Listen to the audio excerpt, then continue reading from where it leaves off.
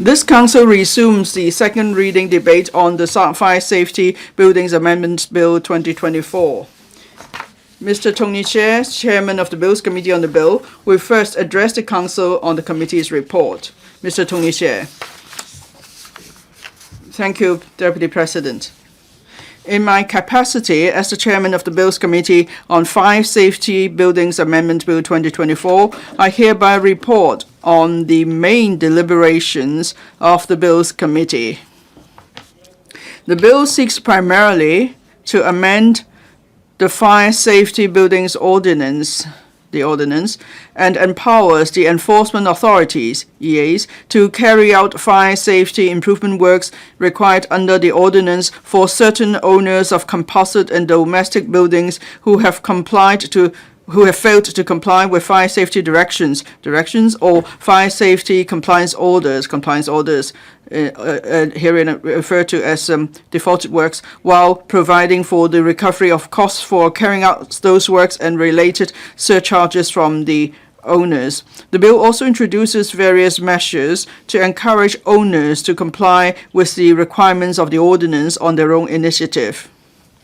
Members noted that among the approximately 14,000 target buildings regulated under the ordinance, owners of a few hundred buildings lack coordination capability or have faced genuine difficulties in their coordinating effort. Even if EAs institute prosecution, these owners are unable to coordinate the relevant works. Members supported empowering the administration to carry out the fire safety improvement works upon owners' request while providing advice on effective ways to take forward the defaulted works. Members pointed out that the administration should explain clearly to owners the criteria for carrying out defaulted works and the number of defaulted works to be carried out each year along with the time frame. The administration should set a clear, objective, and transparent threshold for prioritizing defaulted works. The administration should ensure that the industry has sufficient capacity to undertake the works to avoid the soaring of the cost of works due to the bundling of works.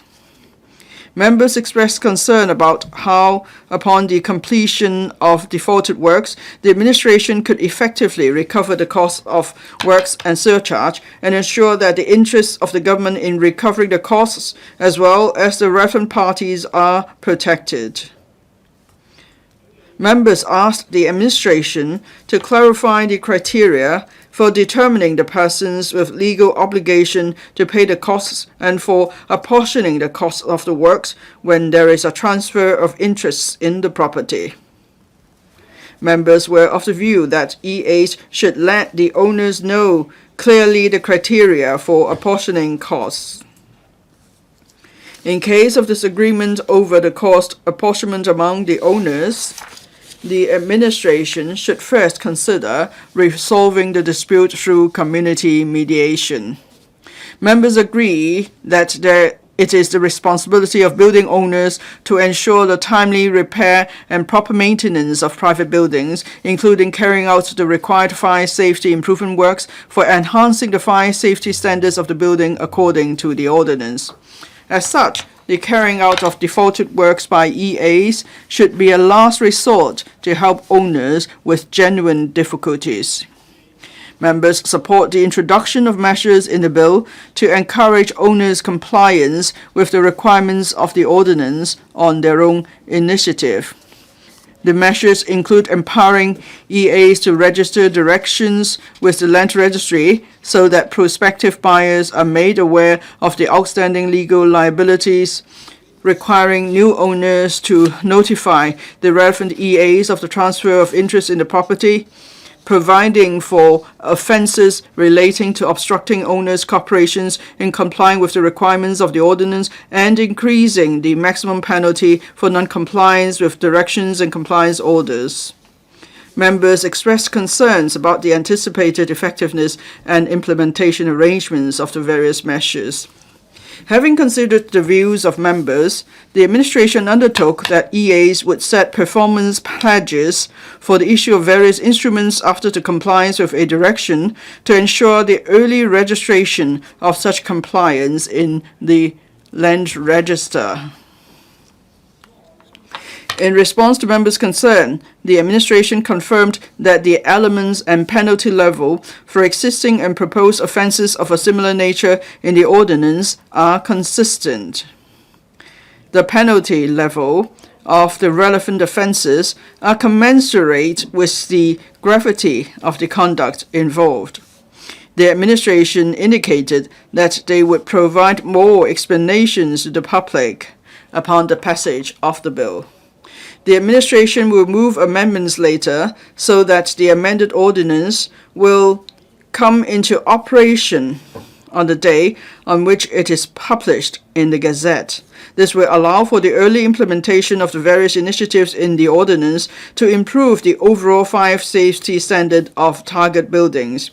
The administration will also move other technical and textual amendments to the bill. The Bill's report supports the amendments of the administration. President, I now turn to my personal views on the bill. Aging buildings is a serious problem. Hong Kong is worsening rapidly. Now, we have high building safety standards. The relevant sectors and professionals also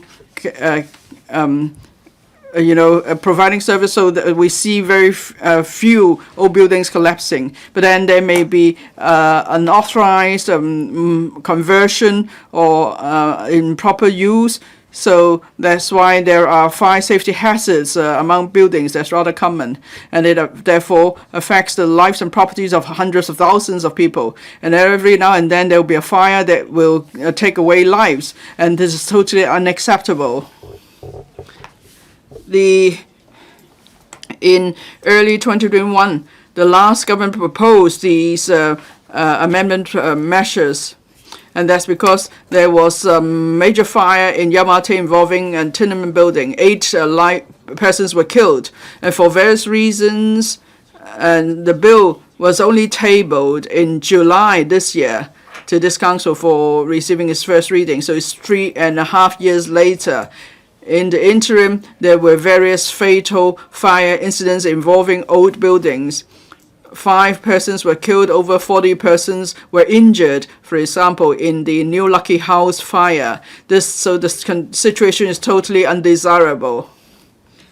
Now, after I was elected the chairman of the Bills Committee, I immediately asked the government and the Secretariat to expedite the exercise to catch up with lost time. So we had 3 meetings during the summer recess, and there was one public hearing involving professionals and district residents.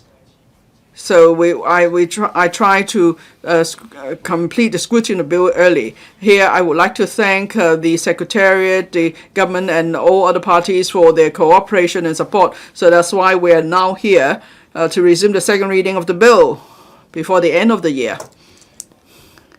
Now, when I reported on the deliberations of the bill, I've already explained our deliberations, and now I'd like to focus on 3 core issues. 1, the moral hazards and the counterproductive effects that may arise from this amendment exercise.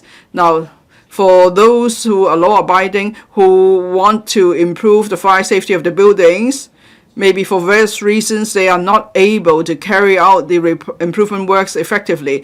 These are owners from free new buildings, zombie owners, corporations, or there may be different interests involved among owners. Also, we're talking about buildings with owners who cannot be traced.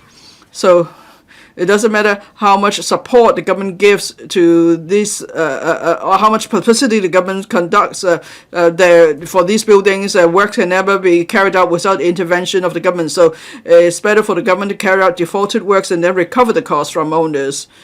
So some express concern, though, that after this bill is passed, the government then has the power to carry out defaulted works on behalf of owners of old buildings. So maybe some owners of old buildings are already trying to organize their own works, and then they may choose to sit on their hands and wait for government intervention. Maybe they won't even carry out the basic maintenance of their fire safety installation. So therefore, there will be a higher fire risk, and then they will be given priority for the conduct of defaulted works, and that may worsen the whole problem of aging buildings. So the government needs to tackle that.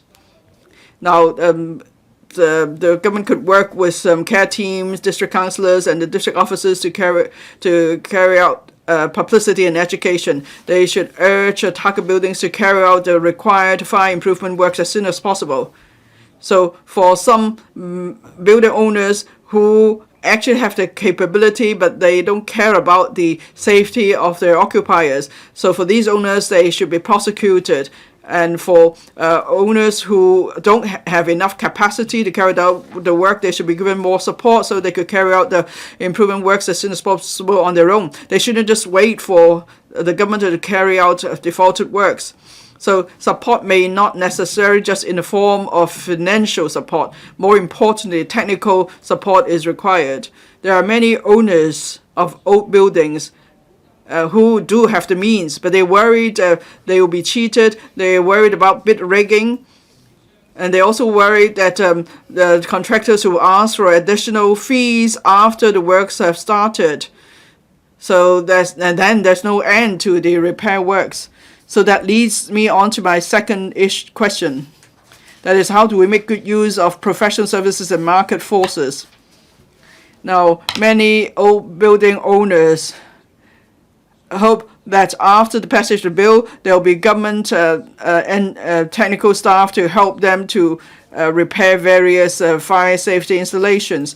Now, the government has said that initially only 10 buildings will be included for defaulted works each year.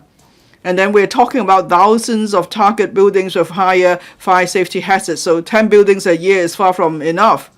Well, the reason is because there are limited manpower resources on the part of the relevant departments, and also the government is concerned that if the government embarks on a large number of defaulted works, the industry may not have the capacity to carry the works, and then that will cause works costs to soar. Now, and the government could consider more contracting out. They could engage relevant consultants or contractors to carry out the works, and then we will be able to help more old buildings to either carry out works on their own or for defaulted works to be carried out. Now, the sector I represent, that is the architecture, surveying sector, and so we are more than happy to help out. Especially now we see fewer new building projects.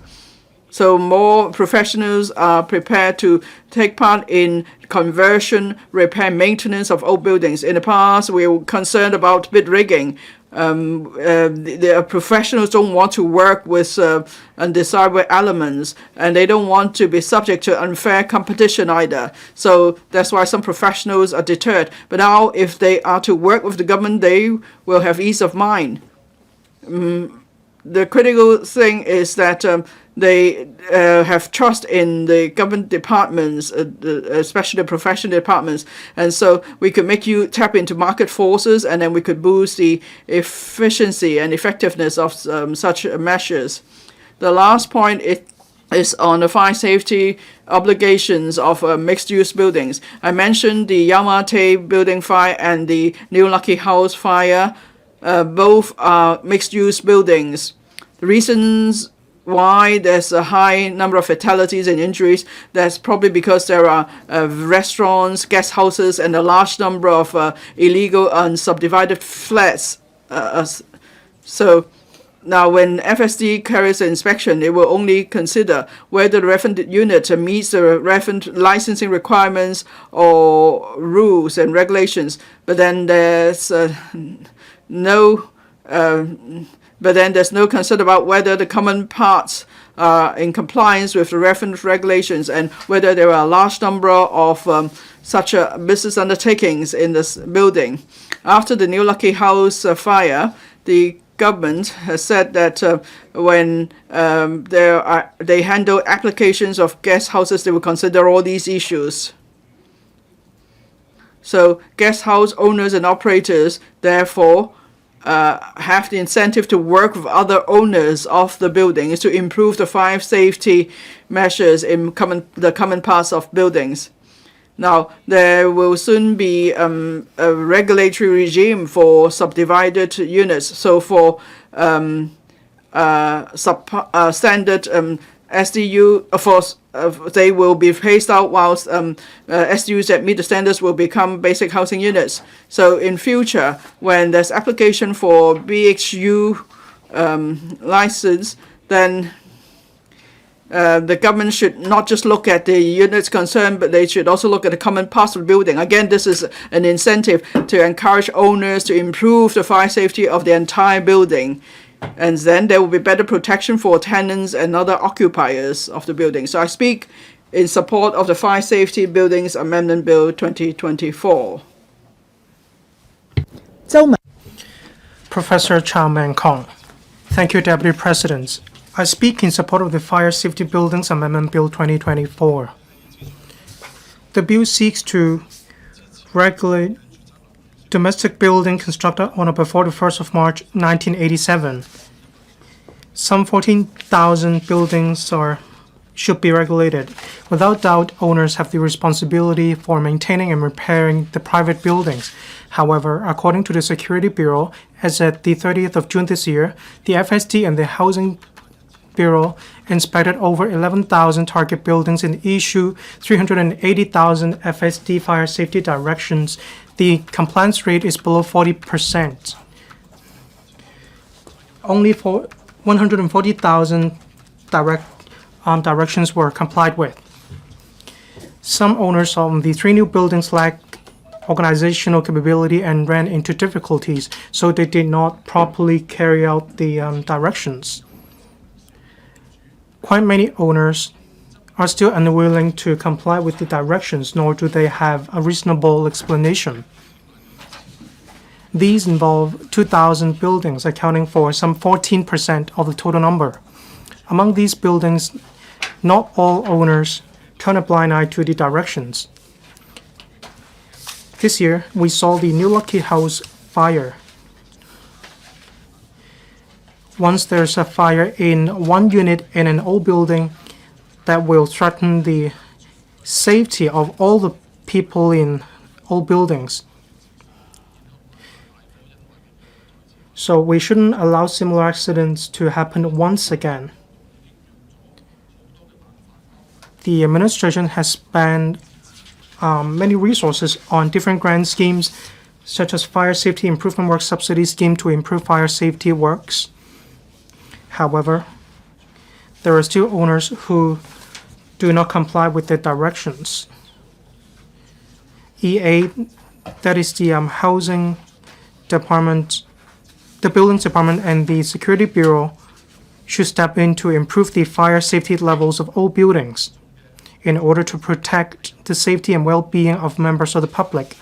This should be the last resort.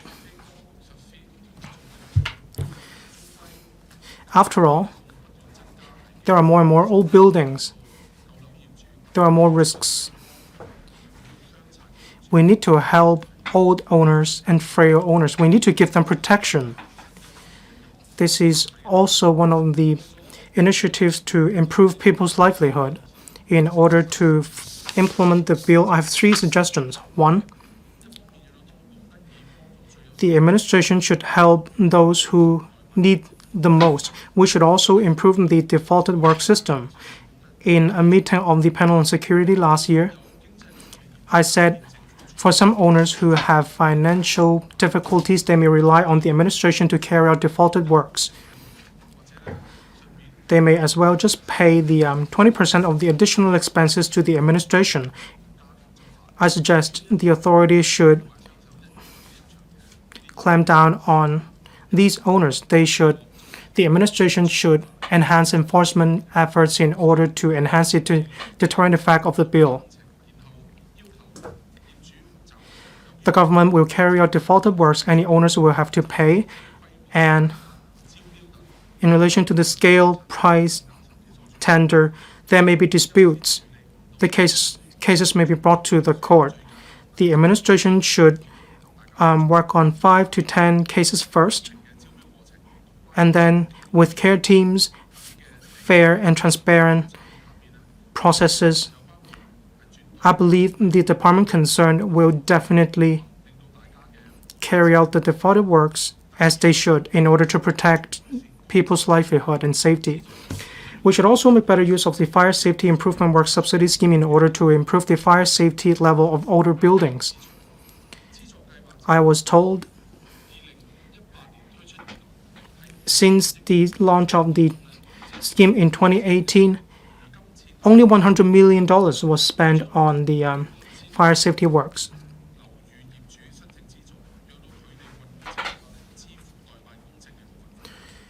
Owners can apply for the scheme in order to pay for the defaulted works. The URA can review the eligibility criteria for the scheme. Threshold can be adjusted accordingly in order to benefit more owners. This will give better effect to the bill. We need to plug the loophole of possible bid rigging. Upon the implementation of the bill, a lot of fire safety works will have to be carried out. According to the list of the FSD, there are some 293 companies involving 190 people who said they are interested in carrying out the defaulted works. The administration should monitor closely the tendering process and clamp down on possible bid rigging in order not to add to the burden of owners. This will also ensure better use of the public funds. I support the bill. Thank you, Deputy President. Mr. Lam Chun Sing. Thank you, Deputy President. This bill seeks to empower EA, that is the Fire Services Department, and the Buildings Department to carry out fire safety improvement work for owners of certain buildings. Upon the completion of defaulted works, owners will be charged on these works. I agree and I support it. We shouldn't wait any longer. There have been fires in the past. They took place in buildings without FSD. They claimed the lives of citizens, including the New Lucky House fire in Jordan. Under existing legislation, the FSD does not have the power to step in. They cannot carry out defaulted works for units. They can only issue safety guidelines and request buildings to address the situation as soon as possible. Residents face fire safety risks, so we need to pass legislation as soon as possible. Many owners want to carry out fire safety works. That is because non-compliance will attract prosecution. Penalties will also increase as there are more non-compliances. 3 new buildings, for instance, owners may be too old or lack incentive to carry out fire safety works. So there is no compliance with the fire safety works. No building OCs will render the situation more difficult to be dealt with. There may be issues as to which account should be used to pay the relevant works charges. For zombie OCs or OCs comprising the elderly, it is difficult for defaulted works to be carried out. Some owners may be unwilling to pay. They do not allow the relevant companies to step in and to carry out the defaulted works. Some OCs may be worried it may be difficult to follow up on the defaulted works. They are concerned that there may be legal obligations. Some owners decide to carry out the works, but they do face a lot of difficulties.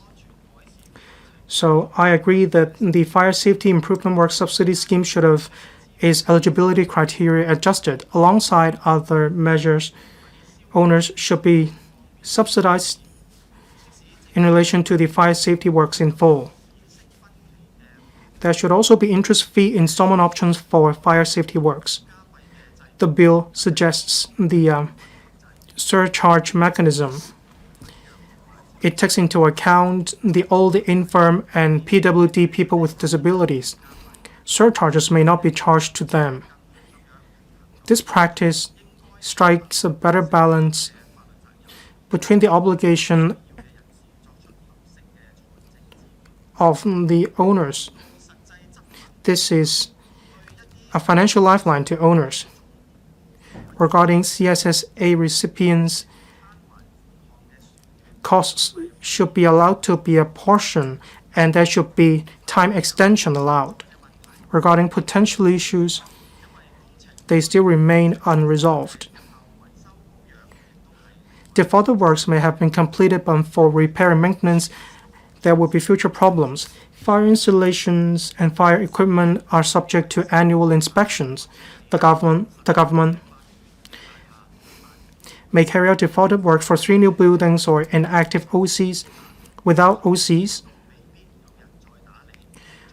no one may be taking care of the buildings, and the government will have to step in the end. So the government should step up promotion. For instance, for 3 new buildings, if they do not form OCs, the government should step in and will charge the defaulted works. Expenditure will increase. Residents may be willing to form OCs, and the government should step up publicity efforts. In this year's policy address, the government mentioned in selected districts there would be a joint building management scheme. It should be expanded to districts clustered with 3 new buildings, Seichom, Shuipo, and Yaoqing Mall. All buildings should be managed in a group. So in relation to repair and maintenance of fire installations, this may be one of the solutions. According to statistics of the government, some 2,000 buildings haven't complied with fire safety directions. They don't have reasonable excuse. I believe many of these buildings will have to see the intervention of the government. The government will have to carry out defaulted works. For hundreds of buildings where owners lack organizational capability, the government will have to carry out defaulted work for many of these buildings. I hope the government will increase the number of buildings that it could step in to carry out defaulted works. A timeline or a timetable should be devised in order to reduce fire safety risks. I support the bill. Thank you. Dr. Loh Wai Kwok, Deputy President. I and BPA support the passage of the Fire Safety Buildings Amendment Bill 2024. We have an increasing number of aged buildings, and fire safety is a real concern among the public for these buildings. The Fire Safety Buildings Ordinance was enacted some years ago. So for buildings there's target buildings, that is a composite of buildings constructed before 1981. They must install relevant fire safety installations. And that is a composite and domestic buildings constructed on or before 1987. And then the fire safety department and the buildings department will carry out joint inspections on the target buildings, and if necessary, fire safety directions or may be issued to spell out the required improvement works. If there's no reasonable excuse and there's no not compliance with the direction, it is an offense.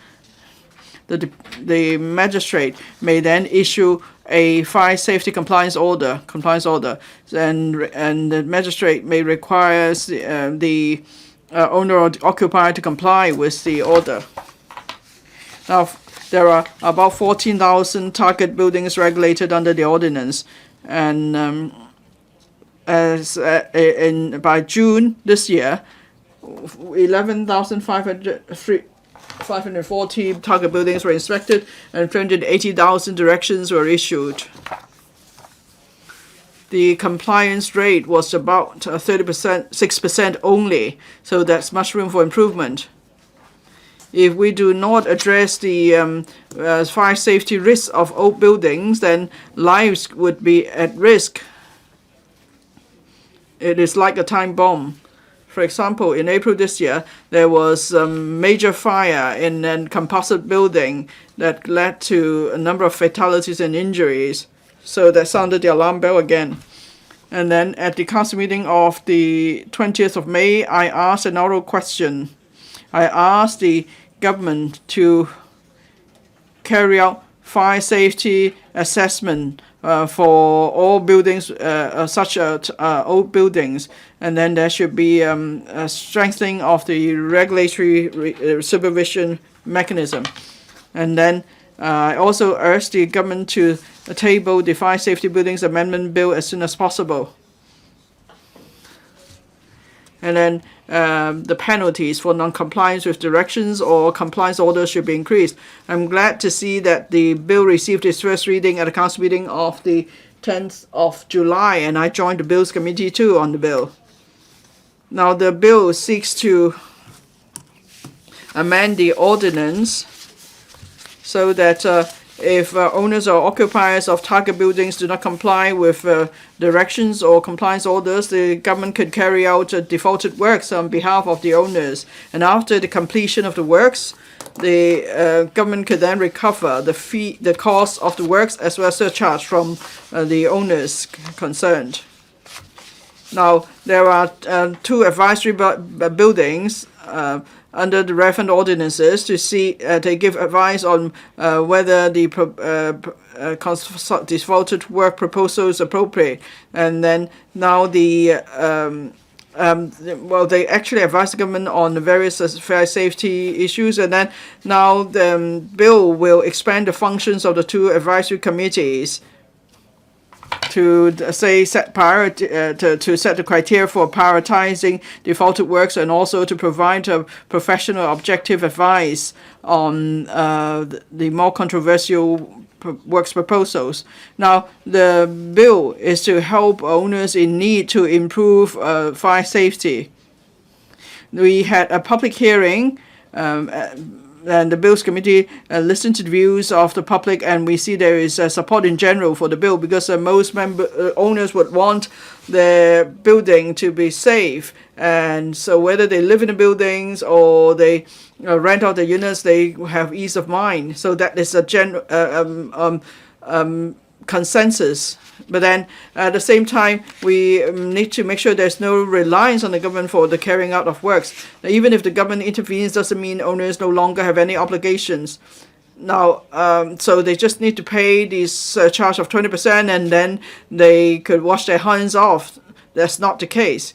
That's why the government needs to do proper publicity and education. It needs to explain to the public that the proper repair and maintenance of private buildings is the responsibility of owners. So it's equally important for owners to comply with the requirements of the ordinance. And then there are various support measures too included in the bill.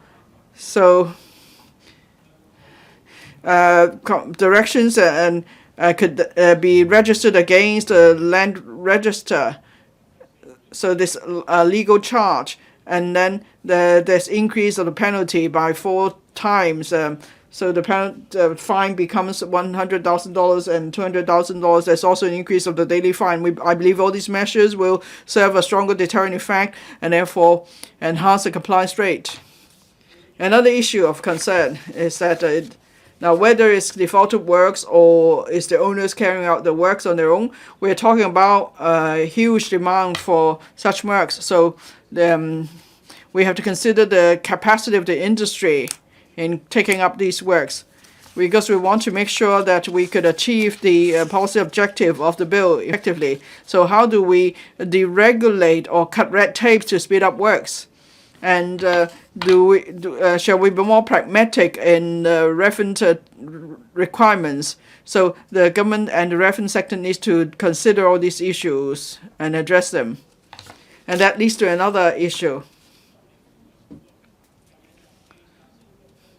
Now, there's fire safety. There's a fire safety amendment bill that's been passed, is to bring in registered fire service engineers. So registered fire safety engineers and other qualified professionals could help the FSC to inspect and certify fire safety installations. That's the registered fire engineers. Then we approved the framework for the registered fire engineer scheme, but then the reference legislation is still not tabled. Now, I have asked the government, because the bill was already passed, but then the scheme is nowhere to be seen. And so as the chairman of the Bills Committee then, and in the reference panel, I've pursued the government on this. And then the FSD has informed us that it's completed the drafting of the code and it's consulted industry. Now, since we all support the scheme, I will ask the government to work faster and table the reference subsidiary legislation for our approval. Now, members were informed that the Secretary for Security will move an amendment to delete clause 1(2). So the commencement date of the bill will be changed from a date to be appointed by the Secretary to the date of gazettal of the ordinance. This is to allow for early implementation of the various initiatives that support that. Now, I would like to stress again, there are many old buildings in Hong Kong that they are beyond repair. If we want to promote urban renewal, then repair and urban renewal must go hand in hand. Now, that's a new amendment. There's an amendment bill on lowering the compulsory auction threshold. The bill was passed, and this is to promote redevelopment project of a larger scale. So the government needs to be more proactive. We need to speed up the formulation of strategy on promoting urban renewal. We must also tap into market forces to encourage more developers to work together and speed up urban renewal. That is the ultimate solution to fire safety hazards in old buildings. Thank you. Mr. Chan Siu-Hong, thank you. I speak in support of the Fire Safety Buildings Amendment Bill 2024. This will then provide better protection to the lives and properties of the public earlier. Now, in April, there was the new Lucky House fire. It caused 5 deaths and 46 injuries. And again, it drew public attention to the fire safety hazards in old buildings. So the government expedited the legislative exercise, and I asked the government to table the bill soon, and so we could complete we could pass the bill within this year. Now, the government adopts a multi-pronged approach to provide technical support and financial support, and there is also enforcement action to reduce fire hazards. Now, the Fire Services Department and Buildings Department are the enforcement authorities. They could carry out defaulted works on behalf of owners, and then they could recover a surcharge of 20%. So, and for owners with difficulties, they will be given help to improve the fire safety standards, especially owners of 3 new buildings and owners corporations comprising mainly of elderly owners. And then there are various measures to encourage owners to comply with directions. For example, a legal charge on the land register, and then increasing the penalties for non-compliance. And then for those who obstruct the carryout of defaulted works, the penalties, there will also be penalties. And then there are other various technical amendments to the ordinance. Now, for owners, they're most concerned not just about safety, but also the cost of works. The reasons why many target buildings could not proceed with improvement works is because of the cost involved. Now, the public may think that the works will often cost more than $100 million. So small owners are worried they cannot afford it, and that's why they keep delaying such works, or the coordination of such works. And then at the Bills Committee, the government sent an important message. Now, improving fire safety does not involve hundreds of millions of dollars, as the public may think. Usually, the project will only cost about $2 million, and the ERA offers a subsidy of $800,000, so that means it costs just over $1 million. And if there are 36 units, then each household will only pay $13,000. And if they get a loan, and then the cost, and then they could pay by installment, it would just be about $200 a month, so it's not unaffordable. Now, there are, of course, other subsidy schemes. For example, there's some renovation subsidy scheme. The cap is $80,000. So very often the fire safety improvement works won't cost more than $80,000. So therefore, such scheme could cover the cost. But the public don't know much about these schemes. I think the government needs to step up publicity of these schemes. It must change people's misperception that such projects always cost hundreds of billions of dollars. So the government needs to publicize the message that such works don't cost as much. And then, can owners identify suitable contractors? And what about the supply in the market? How will it affect the cost of projects? Now, we know that there are 1,000 registered fire service installation contractors. 300 of them indicated interest in taking up the defaulted or the fire safety improvement works, but then there are just 92 on the government's list. And then over 11,000 buildings have been issued with fire safety directions. There are 2,000 buildings with no progress because owners encounter difficulties. But for the other buildings, if they want to comply with the directions, they will have sufficient contractors in the market to take up the works.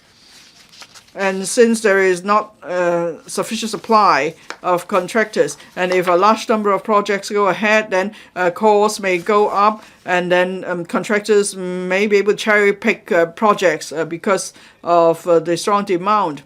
And then costs of works will go up, and if owners cannot identify suitable contractors, they're not able to carry out the works, will be regarded as non-compliance, and will they be penalized as a result. So the government needs to explain all these issues to the owners and address their concerns. And then, so the government need to consider the change in the market after the passage of the bill to see if there's enough market capacity. The government should encourage more contractors to take up works. We shouldn't just pursue speed. We want to make sure there's quality. And we must make sure the government has sufficient manpower to serve as the gatekeeper. They need to monitor the quality of work of the contractors. So we need to focus both on quantity and quality to make sure buildings are safe. Now, there are 200 to 400 target buildings which will have defaulted works carried out by the government. Each year, there are about 40 target buildings for defaulted works to be carried out. So I wonder how the government will pick the target buildings and how to ensure transparency in the process. The government says that there will be a scoring system and to set priorities for target buildings. So in designing the scoring system, the government should first give priority to 3 new buildings and owners corporations with mostly elderly owners who are not able to coordinate works. And so they should first be included in the top priority list. And then the government needs to formulate the reference criteria too. Now, we appreciate there's no way the government could complete works for 200 to 400 buildings in a short period of time. There's a need to proceed progressively. So the government needs to make sure that the tendering price are in line with market prices. And the government needs to announce each year how many target buildings will be taken up. And there should be a time frame so owners concerned know where they stand. Now, the bill is well designed. There are penalties and incentives but then we don't want the defaulted work system to be abused. So that's why the government will charge a surcharge of 20% upon completion of works. But then for those in need, such as the old, infirm, or others, the surcharge could be waived. So discretion could be exercised to help owners in need, I think is good. But to avoid doubt, there must be a transparent and objective mechanism to state exactly under what circumstances surcharge may be reduced or waived. This is to give assurance to owners, in particular the elderly owners. And then there are provisions on penalty for obstructing the carrying out of defaulted works. The maximum fine is $25,000 and imprisonment of 6 months. Now, I'm concerned about the definition of obstruct. Now, obstructing the carrying out of works is, of course, an offense. But what if someone just questions the works or the cost of the works at owners' corporations meeting? Would that be regarded as obstruction? And therefore, it's an offense. Now, of course, there's a provision that there must be there can be a reasonable excuse, and so expressing views won't be an offense. That's the government's assurance. So that means there must be no reasonable excuse. And then there could be other parties involved to help with the dispute, for example, the land tribunal. So the government needs to explain such arrangement better to owners. Now, fire safety is all about lives. So owners need to protect their safety. The government needs to educate the public properly. After the passage of the bill, the government needs to explain different scenarios and in easy to understand terms to publicize the bill. They need to tell the public the bill is not about penalizing owners, but it's about helping owners with difficulties to improve the fire safety standards of their buildings. So I support the second and third readings of the bill. Thank you. Mr. Lai Tong-kok. Deputy President, I speak in support of the Fire Safety Building Amendment Bill 2024.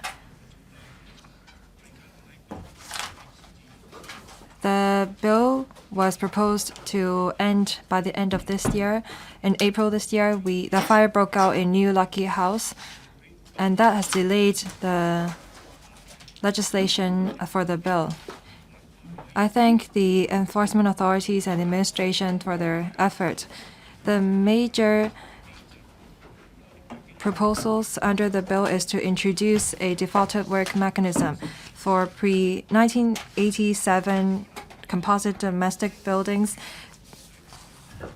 The owners of these buildings may want to maintain their buildings and repair them, but due to various reasons, they are not able to do so.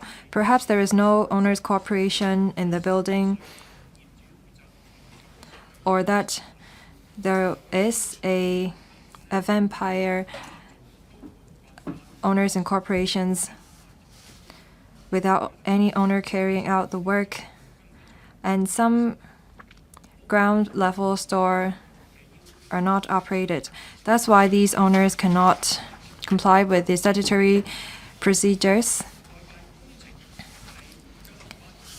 The legislative intent of the defaulted works mechanism is great. I believe that most members of the public will support it. But I think that upon amendment, we have to pay attention to 3 areas in terms of enforcement. First, on timetable. The administration estimated that there are 200 to 400 target buildings for which the administration have to carry out defaulted works. The administration target to carry out defaulted works for 20 to 60 target buildings on a pilot basis.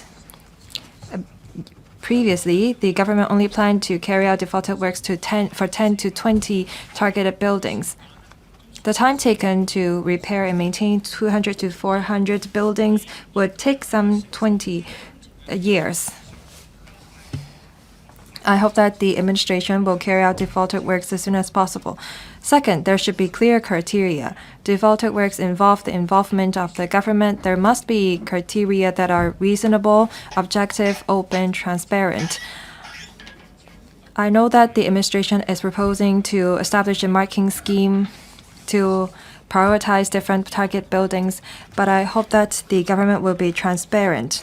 Apart from taking the advice of the advisory committee, they should also consider or take into account the views of the scholars, stakeholders, and the sector. Third, on the promotion of the defaulted works mechanism. After deciding on the target buildings, the administration must make sure that the relevant owners are aware of the relevant arrangement and the impact to be brought about by the works so that they can make preparations as soon as possible. The administration should also offer humane and reasonable assistance to owners in need.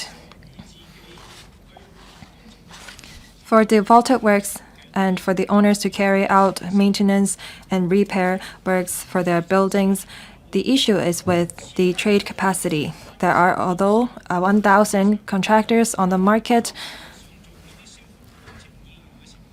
only 300 such contractors express interest in carrying out defaulted works for the government. There are only 92 contractors that are experienced in this area. I hope that after the amendment of the ordinance, the administration must promote and encourage more assisting contractors to submit their tenders for defaulted works. At the same time, they should increase the number of contractors that are capable of delivering such services so that we can maintain an equilibrium in terms of demand and supply, such that minority owners will not have to shoulder substantial costs.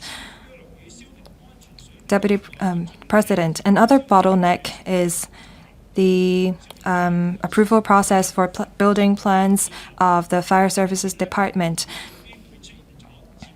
The FSD is the only authority that is empowered to approve buildings plans. In 2017, the administration has amended the ordinance to empower the FSD to establish subsidiary legislation, to empower the fire engineers to approve and vet building plans. I hope that the administration will table the bill to amend the subsidiary legislation as soon as possible to shorten the time for approval. President, I so speak in support of the bill. Mr. Yang Wen-kit. Thank you, President. There are 4 things that we should do.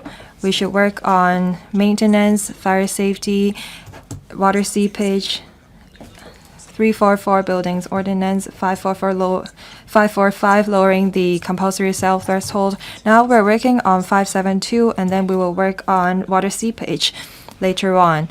I think that the administration is determined and they are capable. It's no easy task to amend these ordinances. A lot of owners are worried about being sued by the government upon receipt of the directions or orders. Sometimes they're not able to come to a consensus despite multiple meetings of their owners and corporations.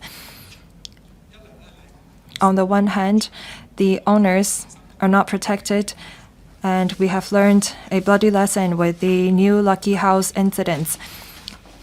I don't think that is fair for us to penalize the owners. Prior to the amendment, a lot of owners have proposed the government carrying out defaulted works for them because they will be penalized if they don't carry out the maintenance works anyway. Now, the administration proposes to allow the 3 new buildings to apply for the subsidy scheme to pay the surcharges or the defaulted works cost. So a lot of minority owners support the amendment bill to alleviate and minimize this fire hazards of a lot of buildings. I've proposed a number of suggestions. First, on marking schemes, there are some thousands of buildings that are in need of fire safety improvement works. It's reasonable for us to prioritize different buildings, but I think that the government should not only focus on 3 new buildings. There are a lot of owners and corporations with old owners. It's difficult for these old and senior owners to organize meetings. So I think that we should incorporate owners that are old into the marking scheme. I'm glad that the administration said that they will consider it. Second, on title encumbrances, the administration will register a legal charge against the units that don't comply with the orders or directions. As long as there is transfer of interest, the owners can circumvent the fine of $1,000. Take Red Hill Peninsula as an example. As long as the owners are willing to bear the risk, they will not be subject to any risk. There is a loophole, I think. For fire safety obligations of relevant owners and buildings, for example, the obstruction of fire escape and the piling of miscellaneous items at the means of escape, as well as the obstruction of smoke door. I think that is reasonable for the government to ask the new buyers to write to the administration to declare interest. Third, I support the raising of penalty for the non-compliance of orders and directions and increase the maximum penalty to $100,000 to $200,000. And there is a daily fine of $10,000 to $20,000 for continuous non-compliance. I think that the government can consider raising the penalty by introducing an imprisonment term to. I think that also there should be a waiver mechanism to allow incapable owners to dismiss their penalty and mitigate. I submitted mitigation letters on behalf of some of the incapable owners. In the Bills Committee, I said that we should make reference to the Buildings Management Ordinance Amendment Bill 2023 for incapable owners who don't comply with the orders. They will not be brought to the court. The administration said that they will not prosecute owners with reasonable excuse. However, a lot of the owners can only explain to the court why they are not able to comply with the orders upon receipt of the summons.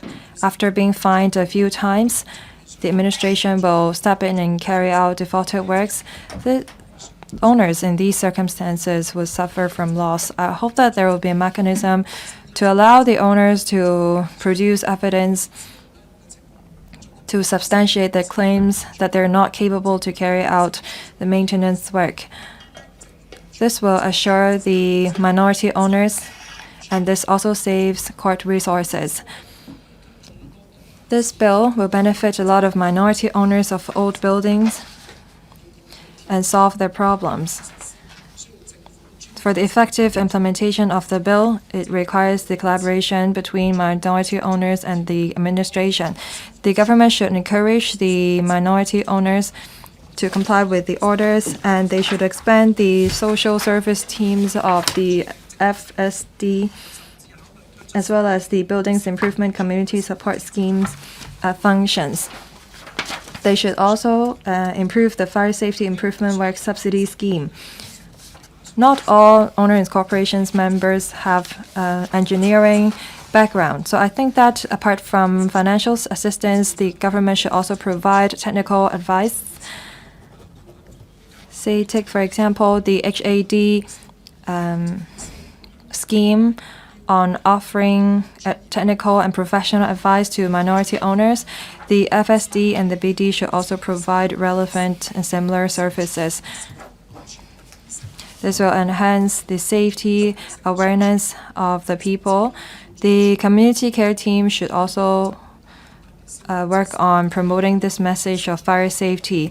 The administration should adopt a multi-pronged approach to enhance the fire safety standards of the community. I also speak in support of the Fire Safety Buildings Amendment Bill 2024 and the amendments. Ms. Doreen Kong. Thank you, President. I speak in support of the Fire Safety Buildings Amendment Bill 2024. Recently, there are more and more fires taking place in old buildings. These tragedies are shocking and heartbreaking. They also reveal the fire safety hazards and risks in old buildings. Against this backdrop, amending the Fire Safety Buildings Ordinance to raise the fire safety level of all buildings in order to protect members of the public, we shouldn't wait any longer. Some 14,000 buildings are being regulated. The government has inspected and issued directions over 11,000 buildings. 2,000 of these buildings do not actively comply with the directions. We need to, first of all, understand why these buildings have been failing to comply with the FSD and FSCO. One of the major amendments is to empower the administration to step in to carry out defaulted works on old buildings. For buildings who do not comply with the FSD or FSCO, does the government understand the reasons behind it? Usually, they involve the management of open space or illegal structures. Despite regulations, owing to different complicated interests, it's difficult to carry out the relevant fire safety improvement works. If the bill can be passed, I hope the administration will address the problem. These 2,200 buildings should be made to comply with the FSD and improve the fire safety level.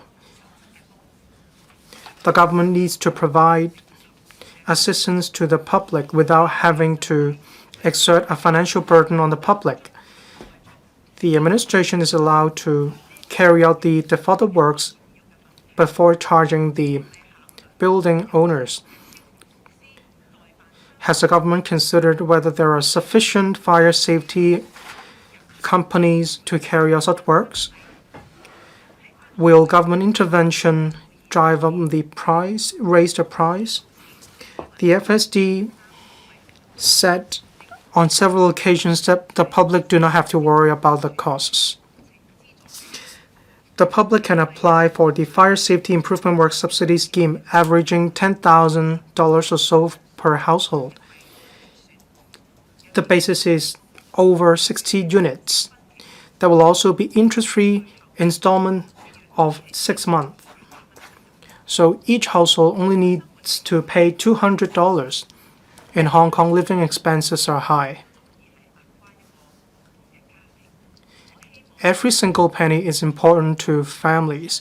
I hope the administration will undertake that these reference prices will be used in order not to exert financial pressure on the public. In accordance with CAP 572, some owners have paid 80% of the contract price or even 90% of it in order to carry out the fire safety improvement works. However, they found that the works were suspended for as many as 5 years. Some subcontractors could not be located, so the works have reached a stalemate. Owners lose hopes. Should the government enhance regulation and supervision over fire safety improvement works? Transparency is key. The government should disclose on the website the progress of the fire safety improvement works of each building, so owners affected will have the latest information. For contractors who leave halfway through the completion of the works, does the administration have any mechanism to prevent similar incidents from happening again? The government needs to set down stricter regulations in order to protect legal interests and rights of owners. Repair and maintenance are, of course, the responsibilities of building owners.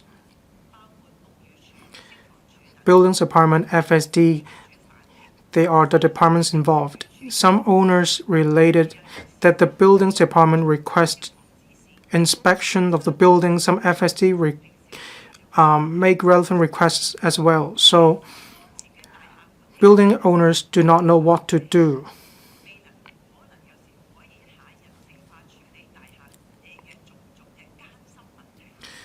All these make it difficult for building owners to address the situation.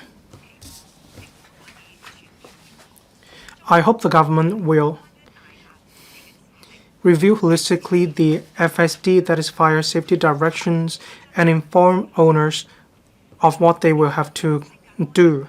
The government can make reference to the building inspection policies in Singapore.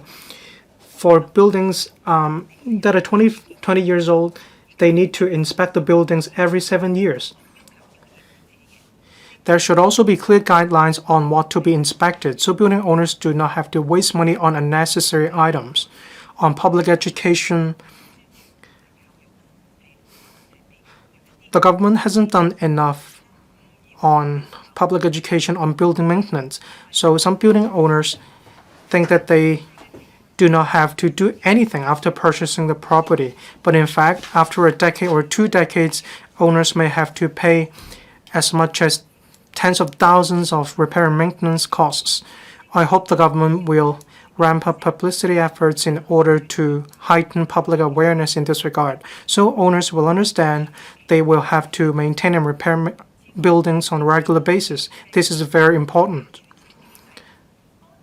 The government also needs to help owners to ease financial pressure by having a savings mechanism.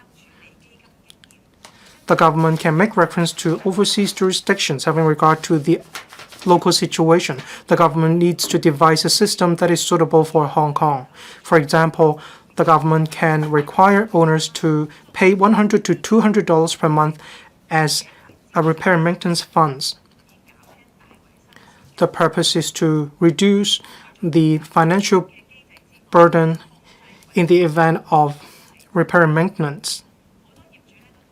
Many owners relate to me that the repair and maintenance costs exert a significant financial burden on owners. Despite subsidies, they still find it significant, and it is taxpayers who finally foot the bill. In the long run, the government needs to keep in check the repair costs so the market will not set unreasonable prices or randomly. We need to enhance the transparency of fire safety improvement works costs. That's exactly how we can protect the interests and rights of owners so that they won't have to worry about these costs. The purpose of legislative amendments is to enhance collaborative efforts. We shouldn't rely on directions by way of administrative means. Fire safety improvement requires concerted efforts between the government and society. That's exactly how we can improve the fire safety in older buildings. So all Hong Kong people will be able to live in a safe building. I speak in support of the bill. Thank you, President. Mr. Chan Kim-po. Thank you, President. I speak in support of the Fire Safety Buildings Amendment Bill 2024. The bill seeks to make legislative amendments and to empower enforcement authorities to carry out fire safety improvement works for owners of certain composite buildings and domestic buildings who fail to comply with FSD or FSCOs. The EA can then carry out defaulted works. Then the administration will recover the costs. Previously, we saw a fatal fire in New Lucky House in Jordan. It sparked concerns over the fire safety in older buildings. These are time-ticking bombs in the community. They are dangerous. Some buildings lack fire safety installations, say alarm or emergency lightings. In case of fire, there may be fatalities as well as property loss. The consequences may be disastrous. The existing legislation does not empower EAs to carry out fire safety improvement works. The administration has been enhancing enforcement efforts and providing technical and financial support. However, some buildings still fail to comply with the requirements. Owners of 3 new buildings probably lack organizational capability.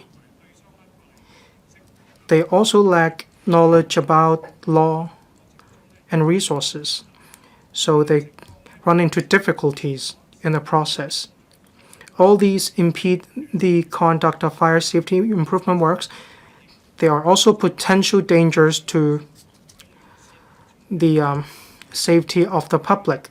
So we need to enhance the regulatory framework and to empower enforcement authorities to carry out defaulted works on target buildings. Afterwards, the administration can recover the costs from these owners. If owners comply with FSD and they run into difficulties, the surcharges can be reduced as a result. For all the infirm, their surcharges can be exempted in order to ease their financial burden.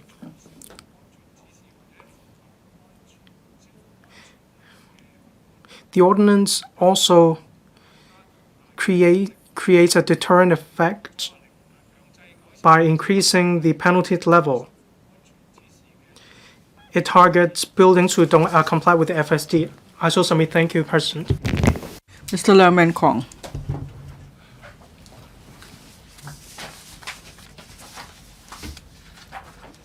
Thank you, President. Fire safety is about lives and properties of the public. The new Lucky House fatal fire, caused a number of deaths, and it was found out eventually that the building did not comply with fire safety directions for many years.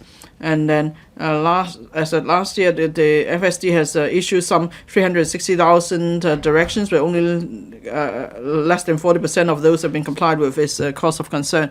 Well, it is indeed an difficult problem to tackle. Now, many aged buildings are in a state of repair, and there are fire safety hazards. Before the meeting today, I met with the small owners of the new Lucky House. Now, I heard that they've done much since the fire, but then in terms of building repair and improvement of fire safety, they still face various challenges.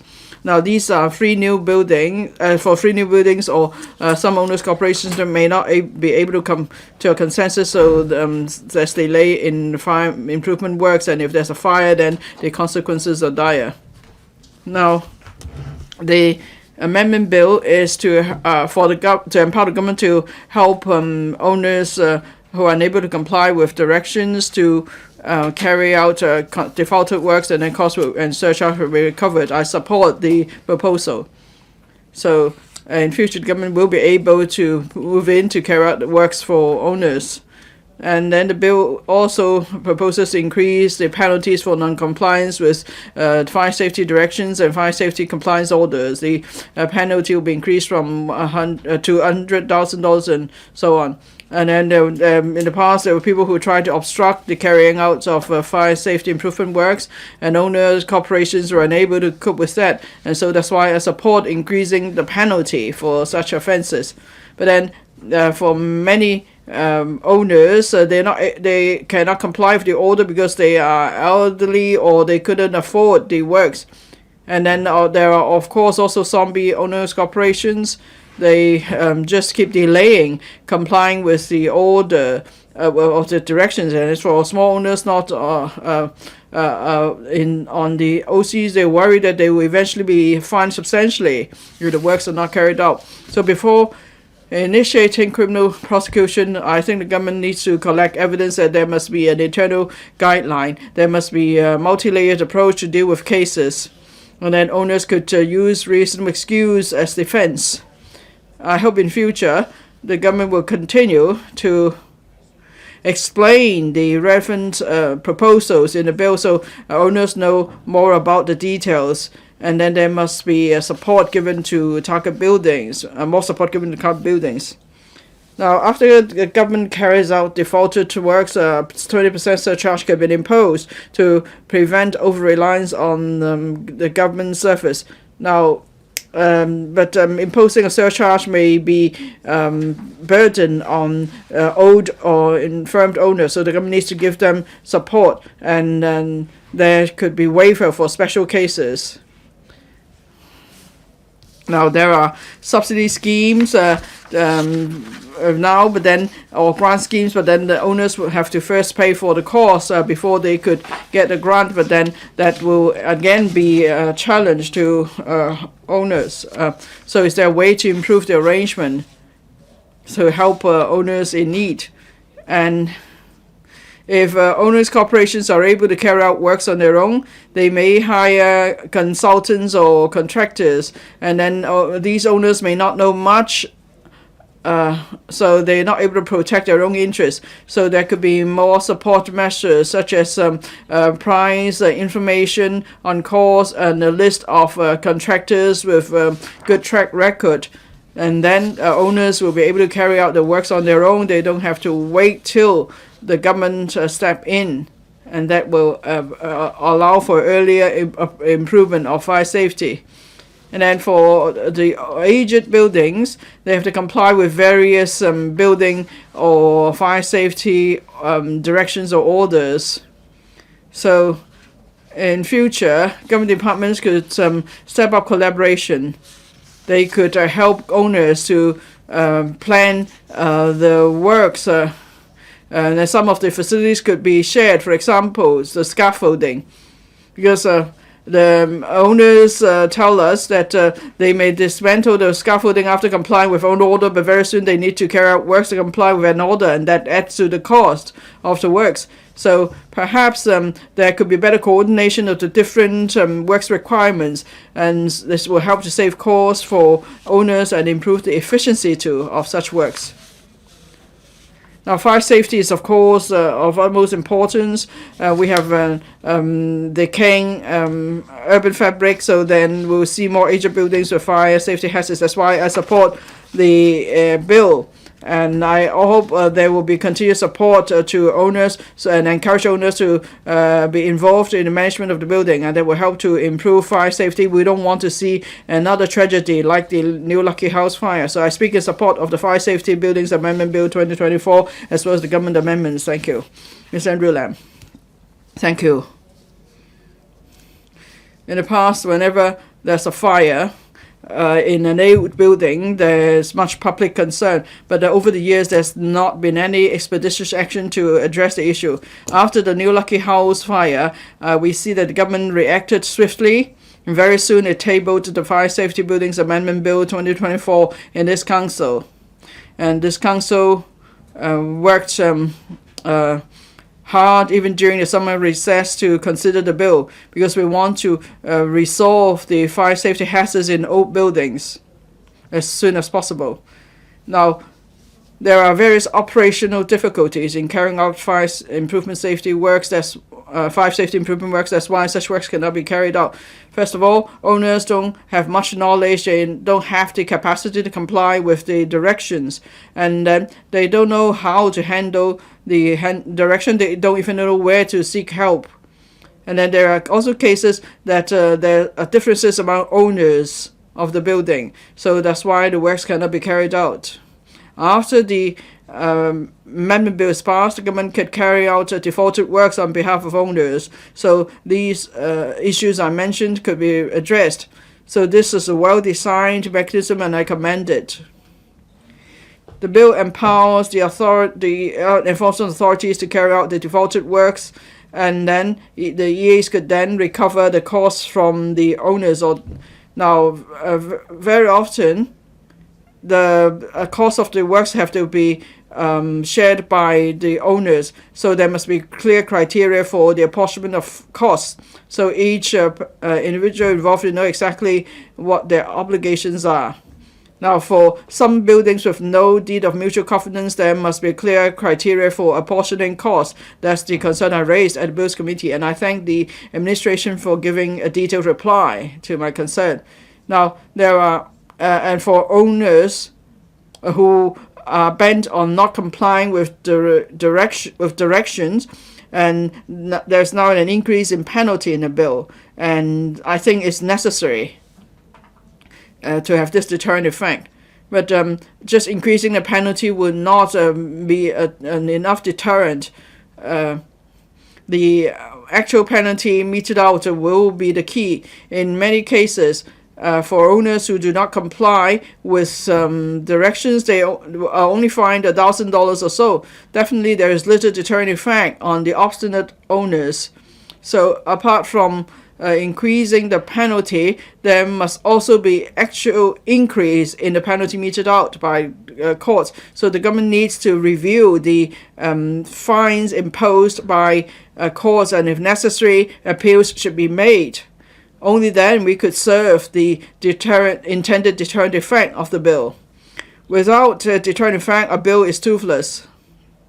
But then if the bill is too harsh, then it may affect those someone unintendedly. So now, for owners, corporations, or investors or owners, they may not be involved in the management of companies, and they don't know that there's non-compliance. And for those without intention to break the law, they may end up being prosecuted. So that's why at the Bills Committee I asked for clarification. The administration made clear that for those not involved in the management of the building, they don't need to be worried that they will be prosecuted just because they're owners. So people will know exactly where their obligations are. And people who deliberately break the law will be caught, but those with no intention to break law will not be caught. And then for old buildings, the government needs to enhance its efficiency in inspection of these buildings. The registered fire engineering scheme has been in the making for years, but we still don't see any progress. The government needs to speed up the implementation of the scheme. Now, it's because registered fire engineers will help to speed up the inspection of old buildings, and this will make sure that the inspection is thorough and nothing is missed out. Now, fire safety is about the safety of the public, and this is something we need to address imminently. And so we need to speed up all the relevant measures. I speak in support of the bill. Dr. Johnny Ng. Thank you, President. On TV and social media, we see the Secretary for Security who explained about the Fire Safety Buildings Amendment Bill 2024 in various videos. I was impressed, and I think that this showcases the government's determination in enhancing the fire safety of old buildings in Hong Kong. I think that's commendable. Enhancing fire safety standards has all along been the concern of the community. The administration has sped up the scrutinization of the amendment bill. They empower the Buildings Department and the FSD to carry out defaulted works on behalf of minority owners, and after the defaulted works, the enforcement authorities recover cost. The buildings, or the FSD, has also established a Buildings Improvement Community Support Center to offer one-stop support services to minority owners. All these measures are to enhance the living conditions of the people and be responsible to the community. Earlier this year, there was a fire that broke out in the New Lucky House. This shows that there is fire safety hazards in old buildings. New Lucky House is not alone. We must improve the fire safety standards of old buildings in Hong Kong. For all pre-1987 composite and domestic buildings, they're required to upgrade their fire safety standards by installing fire services, installations, and equipment. Upon receipt of directions, these buildings have to comply with the directions. In my community works, I see that not all owners are reluctant to comply with the orders. Some of them are unable to do so because they're old, and some of them live in 3 new buildings. I think that it's essential for us to provide support to these owners. I support the amendment bill to offer help to owners in actual needs. After passage of the bill, the administration must step up publicity and promotion to encourage owners to repair and maintain their buildings. I also am concerned about the prioritization criteria for target buildings. I think that we should deal with 3 new buildings in Jordan first, as well as those without owners' corporations. For dense districts, I think that the administration should target them and offer defaulted works.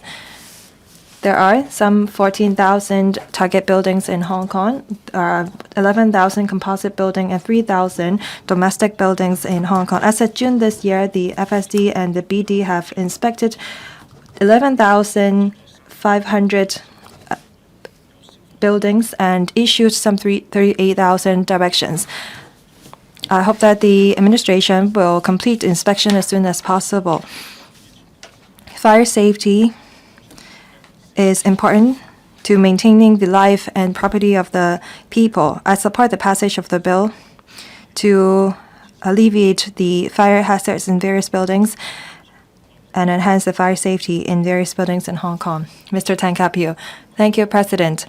I'm not a member of the Bills Committee, but as a member of the panel on security, I see that under the leadership of the Secretary for Security, Mr. Tang, the panel has all along been concerned about the bill and enhancement of fire safety in various buildings. The administration has conducted various studies prior to the New Lucky House incident.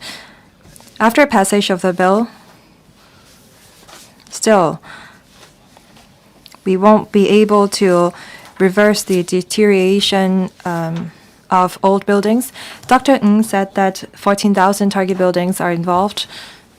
I believe that most of them, apart from having fire safety issues, have structural issues.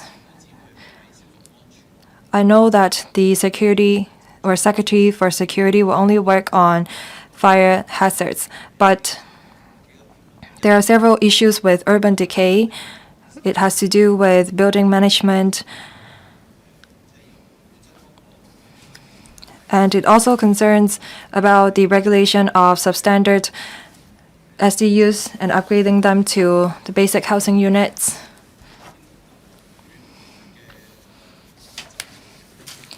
These are directly related to the regulation of old buildings. Upon passage of the bill, the administration will step in to carry out defaulted works for owners of the buildings.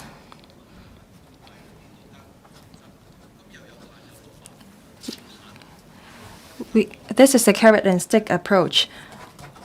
We have the carrot, that is the defaulted works. But what about the sticks?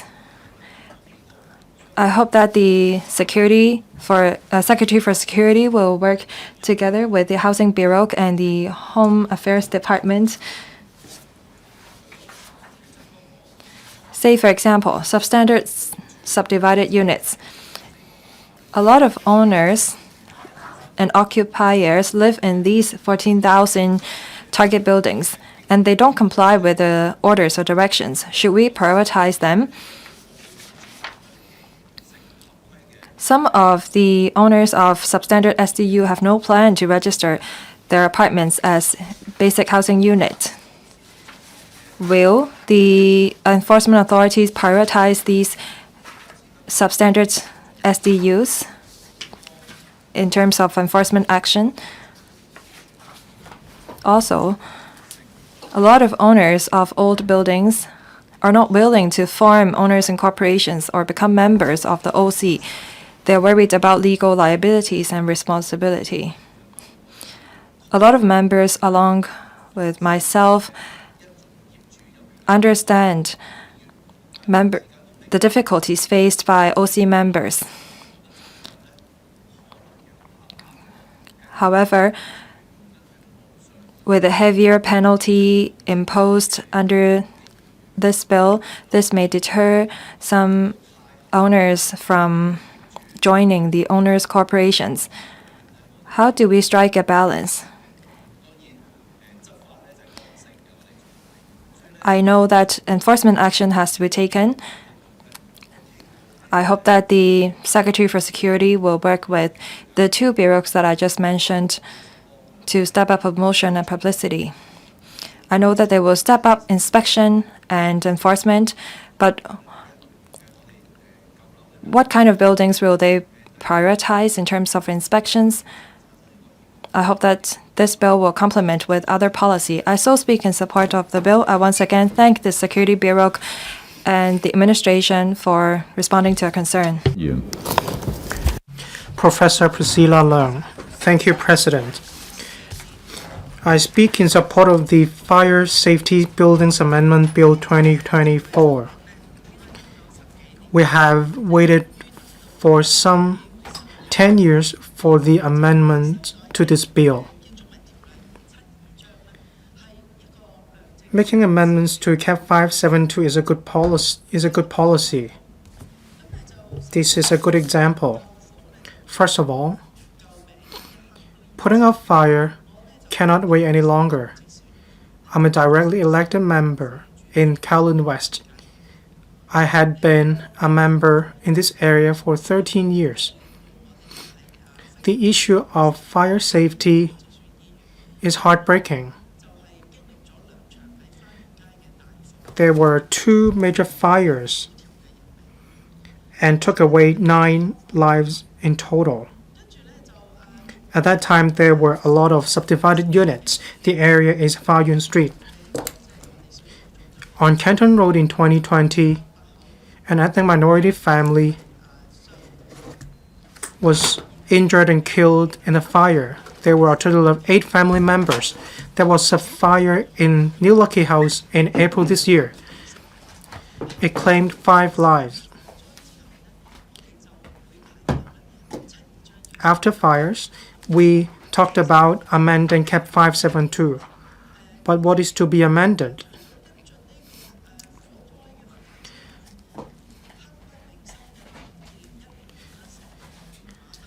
In 2010, a 4-story building in Matawai collapsed.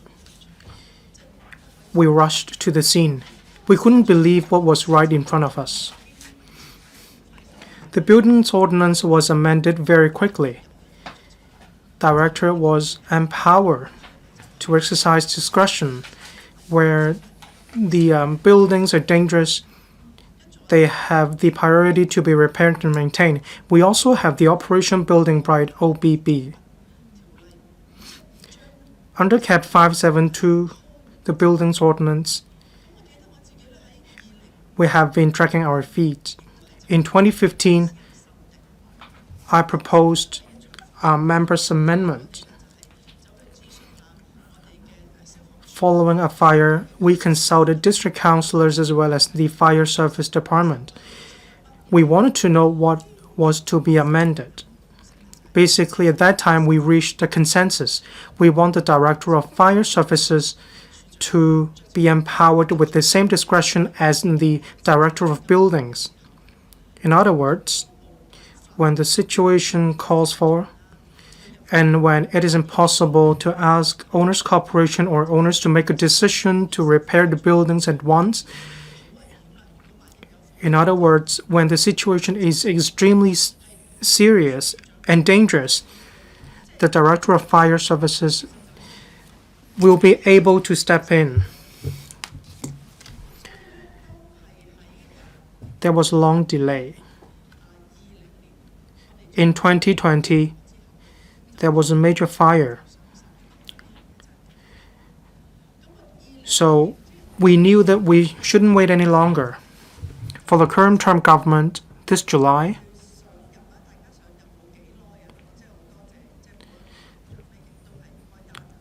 I thank the security chief for following up on this issue. He identified this issue and proposed amending the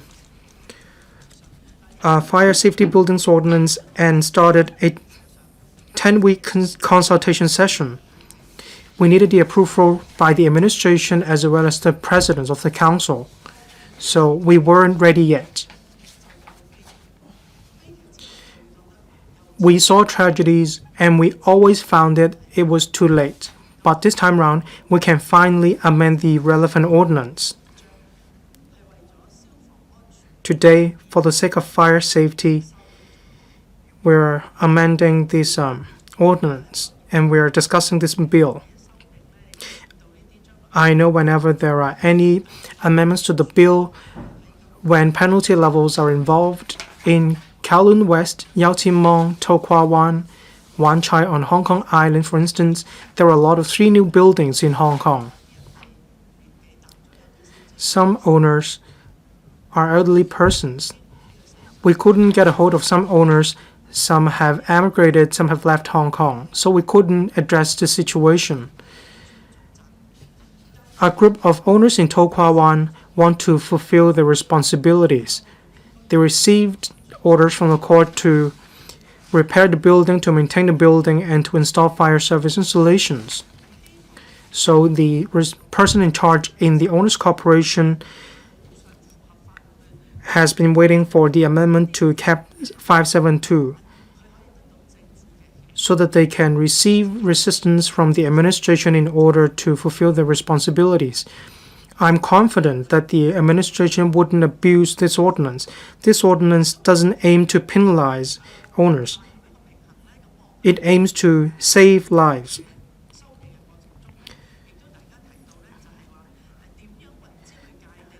In the Bills Committee, we discussed what is meant by owners having tried their best. In Section 5(9), we mentioned reasonable excuse. We discussed providing more examples for people to have a better understanding. We understand under common law, there are many case laws explaining reasonable excuses. I suggest in codes of practice, in guidelines in the future, we can provide more examples for practitioners, for law enforcers to have a better understanding of reasonable excuse. That will make enforcement easier. They may not have a legal background, so they may not be able to understand what a reasonable excuse means right away. So we need guidelines in this regard. That is my first point. In relation to malicious delays, say some owners wait until the government step in. We need to penalize heavily these owners. When there is no fire, the consequence may not be as serious. The government can heavily penalize these owners, or the government may also prosecute these owners. In the Bills Committee, we discussed this area. This bill is aimed to save lives.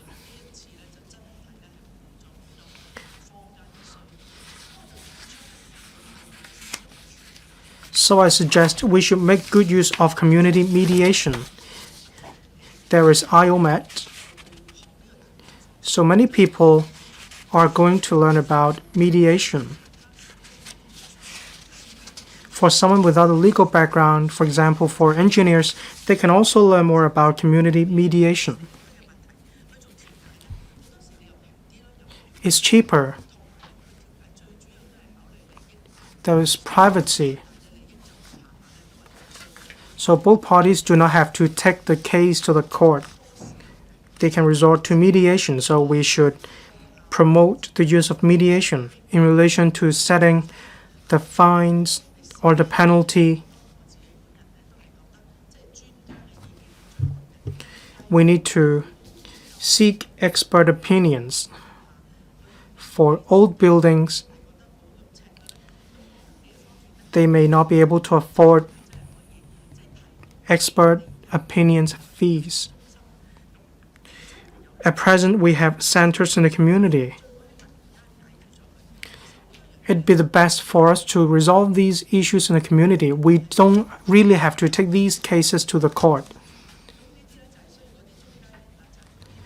So we need mediation in order to resolve these issues. We can train and groom more mediators in the community.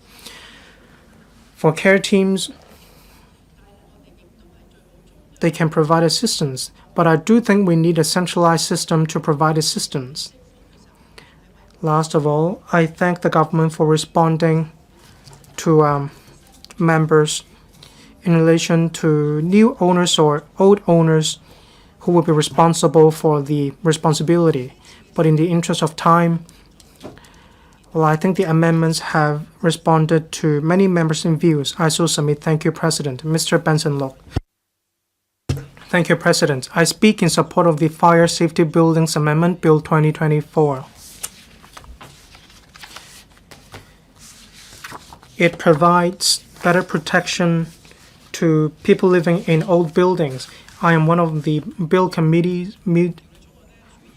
members of the Bills Committee. I took part in the scrutiny of the bill.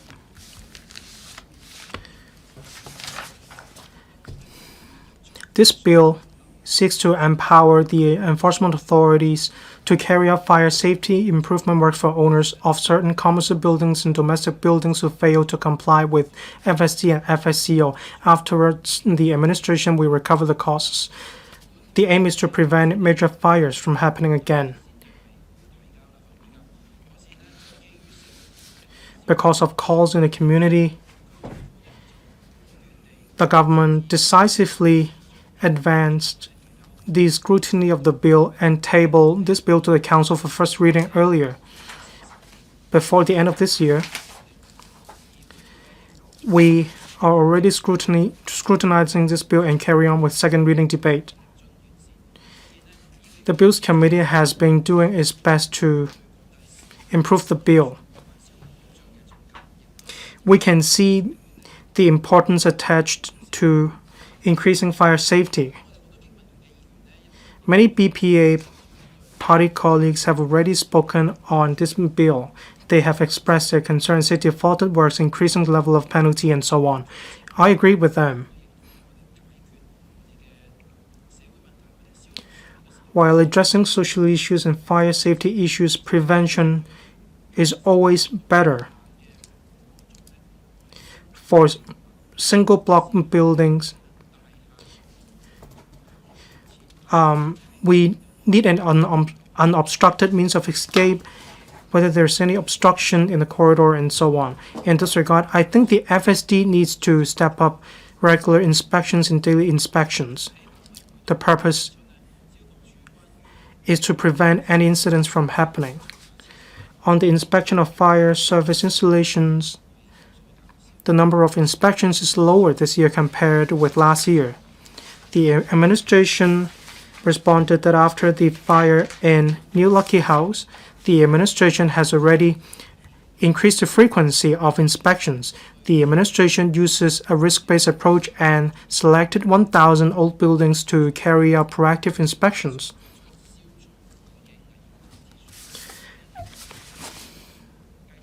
And the FSD issue fire hazard abatement notices if need be. At the same time, we need to hammer home the message of preventing fire to owners of these old buildings. I also agree to increase the level of penalty by 4 times. We can enhance significantly the deterrent effect.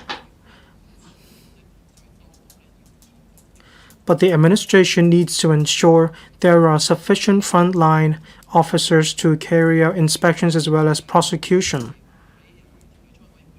In the Bills Committee,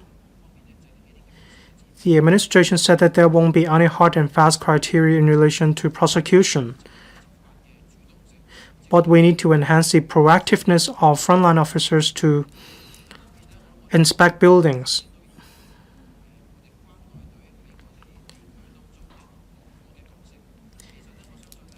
care teams do play a role in fire prevention in the community. We have the fire prevention committee in the district. It can take a more proactive role. So I expect the administration can work with the care teams and the relevant committee in order to address the fire hazards. I also submit I speak in support of the bill. Thank you, President. 主席。 Mr. Kwok Wai-keung. Thank you, President. On the Fire Safety Buildings Amendment Bill 2024, I would like to say, first of all, that during the summer recess of the Council meeting, we had additional meetings of the Bills Committee so we could complete the scrutiny of the bill early.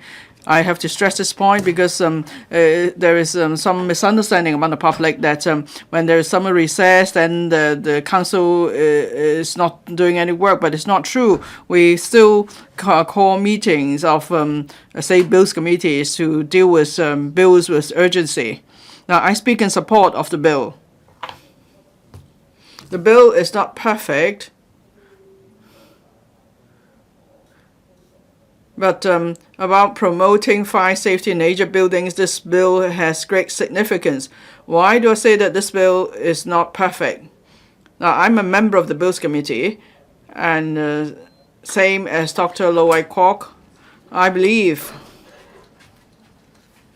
many buildings may take part in the scheme, especially the 3 new buildings. So there is a worry that the government has underestimated the demands.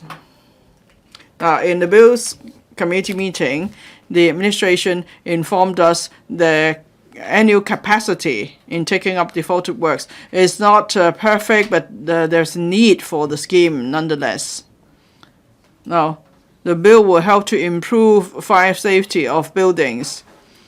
Many owners' operations face challenges in carrying out fire safety improvement works. The bill helps to address that. Now, for 3 new buildings and other buildings, they have their own challenges. The owners are not able to comply with the fire safety directions or compliance orders. That's because they face various difficulties. The most common challenge is that some owners cannot be traced, or there are so many processes to complete, and some owners have emigrated or they are missing even. And it's about if there's an owners corporation, who will be holding the contribution of owners? Is that person reliable? And there may be skepticism among owners. So for various reasons, the works cannot be carried out, and the owners don't want to see that. Now there is this defaulted works approach to solve these issues. Now, with my experience in community work, as I mentioned, there are a series of issues that make it difficult for owners to comply with directions. Now, we know well Cap 344. That is, so if there is a formal meeting and then the works are approved, and the works will be carried out and completed, and then owners' corporations may impose a legal charge on the owners who fail to make their contribution. But then who will first pay for the amount if some owners don't contribute? So usually it's the law-abiding owners who will chip in to first pay for the works. That's why it's better for the government to carry out the works, and that will save all the legal costs, such as registering charge against the title of that owner and whatever. And so this is additional cost and also additional workload for owners' corporations. That's why this amendment bill will really help in such cases.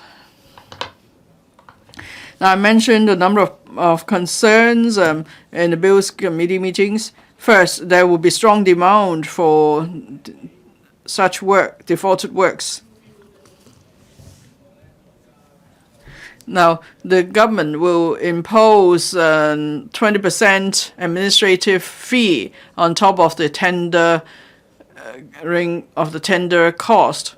Well, 20% may not be a small sum, but if spending the extra 20%, that means owners, corporations, or owners don't have to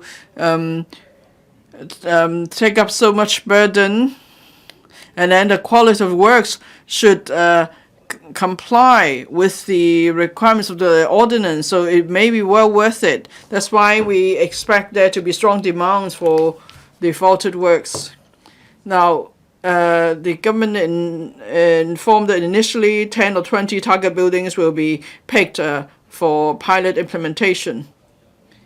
And I think in a year, there may be 50 or 60 quota places. Then we're talking about over 1,000 target buildings with non-compliance, with directions without reasonable excuse. So this is just, it's actually insignificant in comparison to the total number.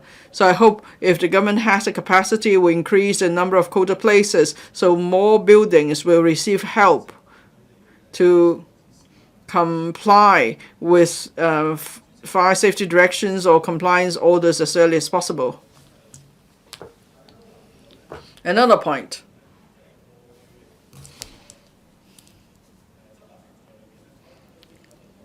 There may be a backlog of cases in terms of enforcement actions. And or there may be a backlog of cases, and so contractors may then increase costs, telling they may threaten owners that the penalties have been increased, and so they force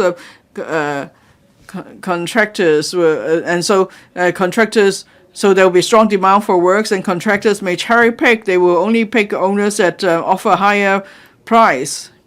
Now, the department says it will closely monitor the situation in response to our concern. Well, but that's all they'll be doing. What if there's bid rigging? Or if there are exorbitantly high prices quoted? What can the government do? How can we protect the minority owners? How can we help them to complete the fire safety improvement works at a reasonable cost? I hope the Bureau will respond to that point later.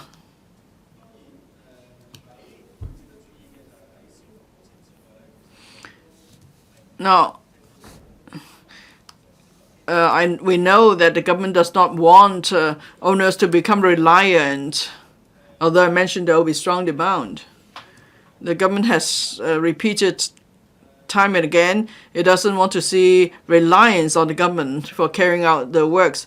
So even if the government intervenes, it doesn't mean that the owners can wash their hands off. They still have to shoulder their responsibilities.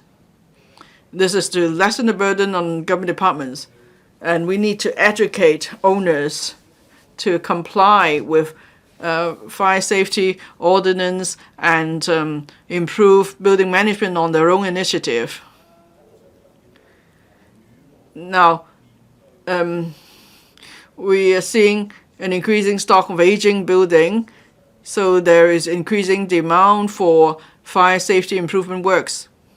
So we all want to work together to do a good job within reasonable limits, and we need to help owners to fulfill their obligations. There's need to give them support. So I hope the government will proactively respond to the reasonable demands of owners and the market. And there is need to step up inspections and enforcement. There must be regular review, too, of the progress. Now, I would like to express my support again for the bill, so I speak. Thank you. Ms. Dari Lee. Thank you, President. I would like to thank the current government, in particular the Security Bureau, for their commitment to this bill.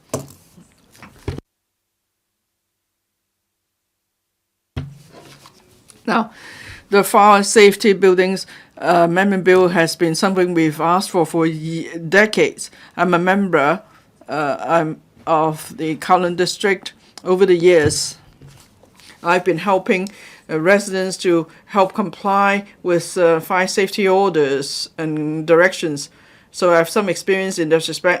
We've had many meetings with you. Initially, you did not, you were reluctant to accept the idea of defaulted works because you didn't want the public to rely on the government. But then the 2 fire incidents probably were the trigger point, and so now you have tabled this bill.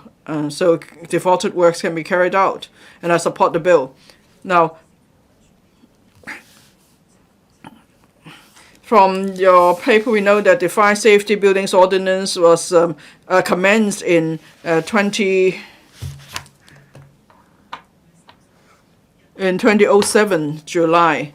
But then the compliance rate is just 36% so far. There must be reasons for that. First of all, you have stringent requirements. From experience, for old buildings, you ask them to install water tanks, smoke doors, sprinklers, and so on. I don't know if you know how much that would cost. I've heard from some buildings it costs some $100,000 and $200,000, and that is not something that grassroots owners could afford. And then, of course, many of the buildings that have received orders are the old borders. So owners tend to ignore your directions until you prosecute them. But then we often tell you, if you prosecute the building owners, you also cover the owners who actually are willing to do the works. So that's why on a risk-based approach, I support your initiative for the government to take up the defaulted works, and then we could eliminate the fire safety hazards, because we don't want to see another fire tragedy. And then we must also send out the message that the owners have responsibilities here too. So that's why you will impose a legal charge on the title, and you also recover the cost, and surcharge definitely is necessary because that will send out a message about the responsibility of owners. Of course, on the selection buildings, it's no easy task. Each year, you'll be able to work on 20 to 60 target buildings. I'd like to make a suggestion for your consideration. Well, that's too small a number. And for many of the buildings that cannot comply with the directions, they are really aged buildings. So I hope you will certainly first consider the risk. So it should be risk-based. And then that's the first point. Secondly, for buildings that cannot comply with the directions for a prolonged period, you could first allow some simple installations. You could first do the simple installations for them, and then you recover costs, because that will at least lower the fire safety hazards. Now, there must be reason why orders are not complied with after such a long time. And if each year you could only work on 20 to 60 target buildings, and then that defies the purpose of this bill, which is to eliminate fire safety hazards. Some buildings may wait too long. They never get their turns. So can you first help with some simple fire safety installations like smoke stores? Now, you may have issued a notice or but then for some buildings without OCs, they simply cannot coordinate the installation of smoke doors. Now, it would be difficult to install sprinklers or fire or water tanks, but what about providing more fire extinguishers in the building? These are simple fire safety installations, and that will help to lower the harm done when there's a fire. So I know you can only do so much each year, but I'm worried since we cannot expedite urban renewal, and then here we're talking about buildings without fire safety installations. So there are indeed fire safety hazards, and I hope the Secretary will consider my suggestion, because the aim is to minimize fire safety hazards. And I'd like the Secretary to take note of other areas of concern. Now, many members mentioned the point about cost, and I agree. my experience is that a quotation usually is about $100,000 or $200,000 per unit. And if then there's a substantial increase in the number of works, then costs may go up further. URA has this arrangement to help owners to compare prices. That's a good arrangement. So I hope you will introduce similar mechanism, or you could ask the URA to help, because many buildings will end up having to do the works on their own, and they're worried that the cost of works are too high. If there's someone they can trust to help with comparing prices, it will be easier to convince owners to contribute to the cost. And another point is for buildings that won't be selected, they still have to shoulder the responsibility.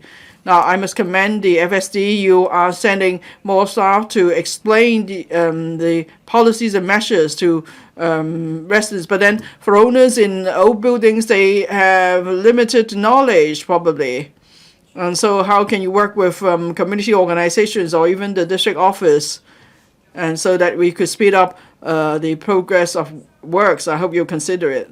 That's the second point. Third point about 3 new buildings.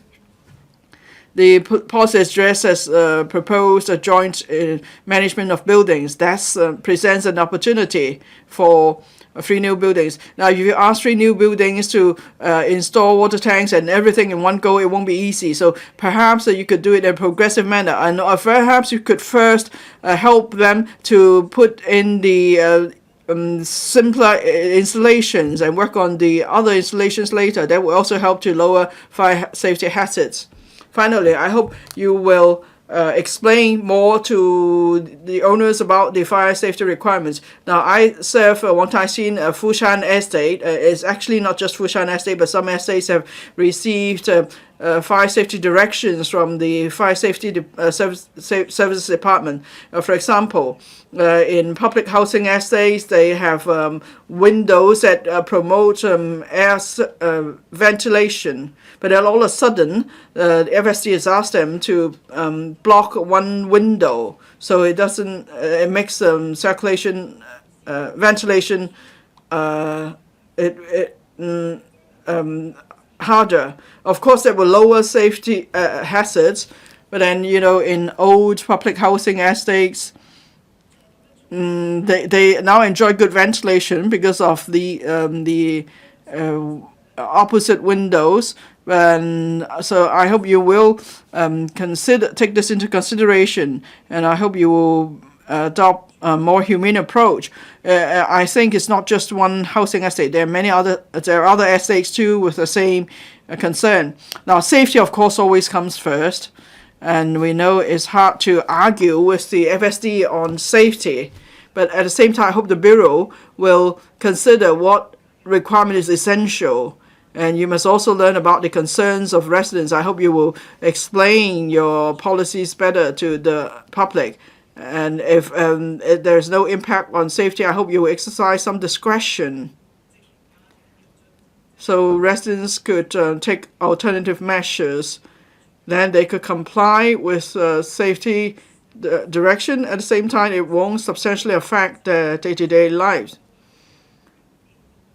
Lastly, I think it's not been easy for us to come to this stage of the bill.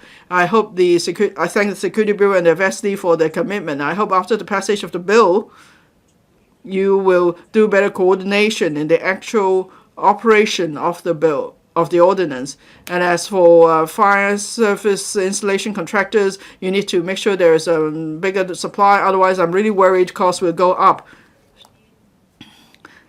Now, perhaps that you could set certain standard prices. It will give ease of mind to the public, and then it will be easier for us to implement the ordinance. Thank you.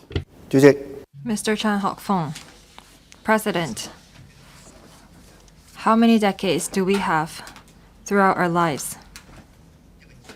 This is a question mark for a lot of owners in Hong Kong.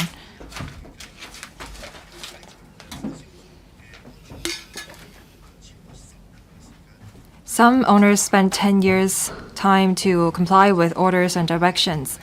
In the central and western districts with so many old buildings, this is not an independent issue. Some members are following up on some 10 odd buildings that are subject to fire safety orders, but none of them can have their contractors comply with the orders within the 3 years' time. And we don't know how many cases can be closed. We're here to scrutinize the Fire Safety Buildings Amendment Bill 2024, Cap 572. The administration empower the enforcement authorities, that is the BD and the FSD, to carry out defaulted works for target buildings. Upon completion of the works, costs will be recovered from owners. I support the amendment. I think that this will expedite the improvement of fire safety among buildings. And I would like to share with you my observations in the Central and Western districts.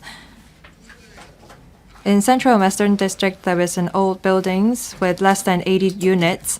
I will not disclose the name, but I'm sure that FSD colleagues are familiar with the building. In 10 years' time, they're not able to comply with the fire safety order. Some people may think that the buildings have engaged in a contractor with bad reputation. They are not qualified. That is why the order cannot be discharged. Or is it the case that the owners' corporations don't want to comply with the orders? But the truth is that the owners have contributed some $1 million. And every month, the owners' corporation meet with the FSD staff, but the works still have not been completed until today. For regular members of the public, they may not have engaged in any fire safety improvement works throughout their lives. They may think that it would only take 1 to 2 years to comply with the order, but I don't see any buildings in the Central and Western districts that can comply with the fire safety orders within 1 to 2 years. Why is that? Well, first of all, the buildings have to submit a plan. Usually, the OC or the owners will identify a contractor to submit the plan to the FSD, and then the FSD will scrutinize and vet the plan. But this procedure is time-consuming. I've talked to the FSD. They told me that the procedures have been streamlined, but individual contractors, because of a shortage of staff or incapability, they submit a draft that is vague and loose, and the FSD asked them to correct that plan, and then the contractor submitted another rough draft, and the time taken to vet the plan takes years. Now the FSD will help the contractors to make corrections to the plan in one round. This has streamlined the entire approval procedures. I hope that we can continue to shorten the vetting time so that the buildings plan can be vetted in one single round by the FSD. For the buildings that I mentioned, they engage registered and licensed contractors. There is a whitelist mechanism under the FSD. What does whitelist mean? It means that licensed contractors, as long as they can complete a order or comply with an order and have the order discharged, they will become a company on the whitelist. So what is the use of this whitelist? Will they mislead members of the public into thinking that all contractors on the whitelist are recognized by the government? Has the administration considered improving the system? Currently, there are 1,000 odd contractors on the market, with 300 contractors that are interested in participating in defaulted works. I hope that the government will be the gatekeeper in compiling a trustworthy list of contractors. They should not expand the whitelist because of great demand from the community. Some contractors install fire alarms that are not up to standard, and these companies are on the whitelist. I hope that the government will create a comprehensive database to set out the progress of the works carried out by the contractors so that the members of the public and the owners can make the right choice and an informed decision. For the buildings that I quoted, they have their buildings plan approved, but for example, their mains are not up to standard, and some of their fire prevention panels are not up to requirement, and the sound of the fire alarm is too quiet. Only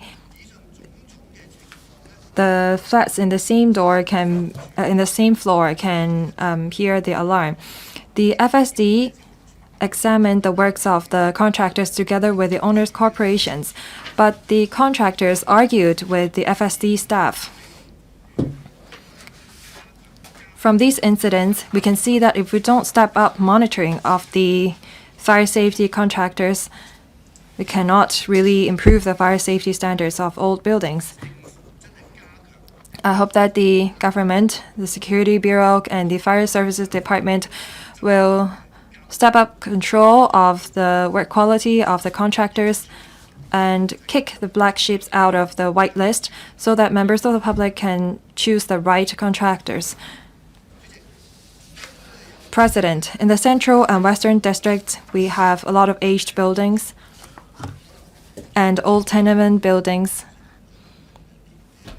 The owners of these buildings are aged some 70 or above. They are incapable of carrying out maintenance and repair works for the buildings. They don't know how to choose the right contractors or scrutinize tenders.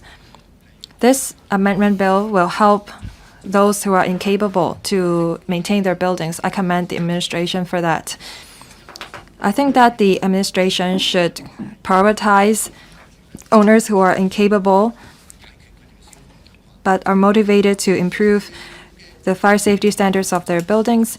According to government statistics, there are 200 to 400 target buildings that require defaulted works to be carried out by the government. If we can carry out defaulted works for 20 to 60 buildings a year, then it will take 5 to 10 years' time for us to have all the buildings comply with our directions or orders. And there will be advisory committees to set out the prioritization criteria for the target buildings and provide advice. I hope that the government will set out the marking scheme and upload such information onto the website so that the owners can be more informed. For 3 new buildings and subdivided units, I think that we should prioritize them. President, one of the regulation under the bill is that the new owners have to inform the government of the transfer of interest. The government said that because after buyers have purchased the units, they said that they are not aware of the orders or directions charged against the unit, and they try to pass the buck. I think that the administration should explain clearly to the real estate agents and associations about the bill and ask them to explain to the new owners the responsibility that they should bear. I so submit. Dr. So Chong-Wing. President, I thank the SAR government, especially the Security Bureau, for facing up to the fire hazards in old buildings in Hong Kong. They have addressed the pain points of old buildings here, and they have tabled the Fire Safety Buildings Amendment Bill 2024. As a member of the Bills Committee, I, along with other members under the leadership of the chairman, Mr. Tony Che,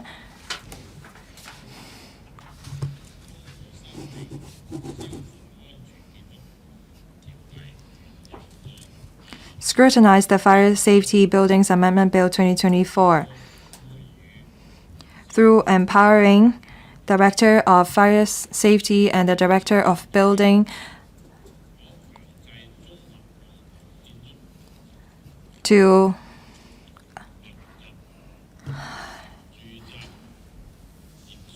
require the upgrading of fire safety standards of composite and domestic buildings to meet modern fire protection requirements, and penalty for non-compliance of directions and orders have been increased. We have also set out the functions for advisory committees. We have scrutinized all these provisions in detail. We can foresee that upon passage of the bill and implementation of the measures,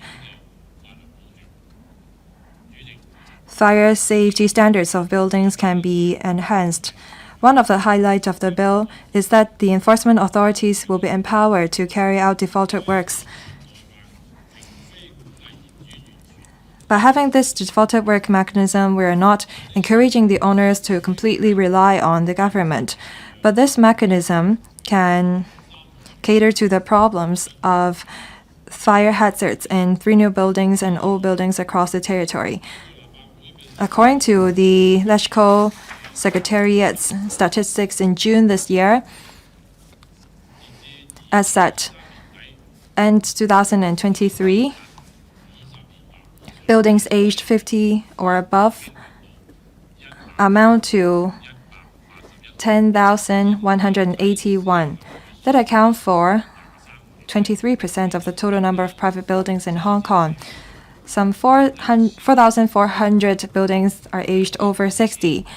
In light of this,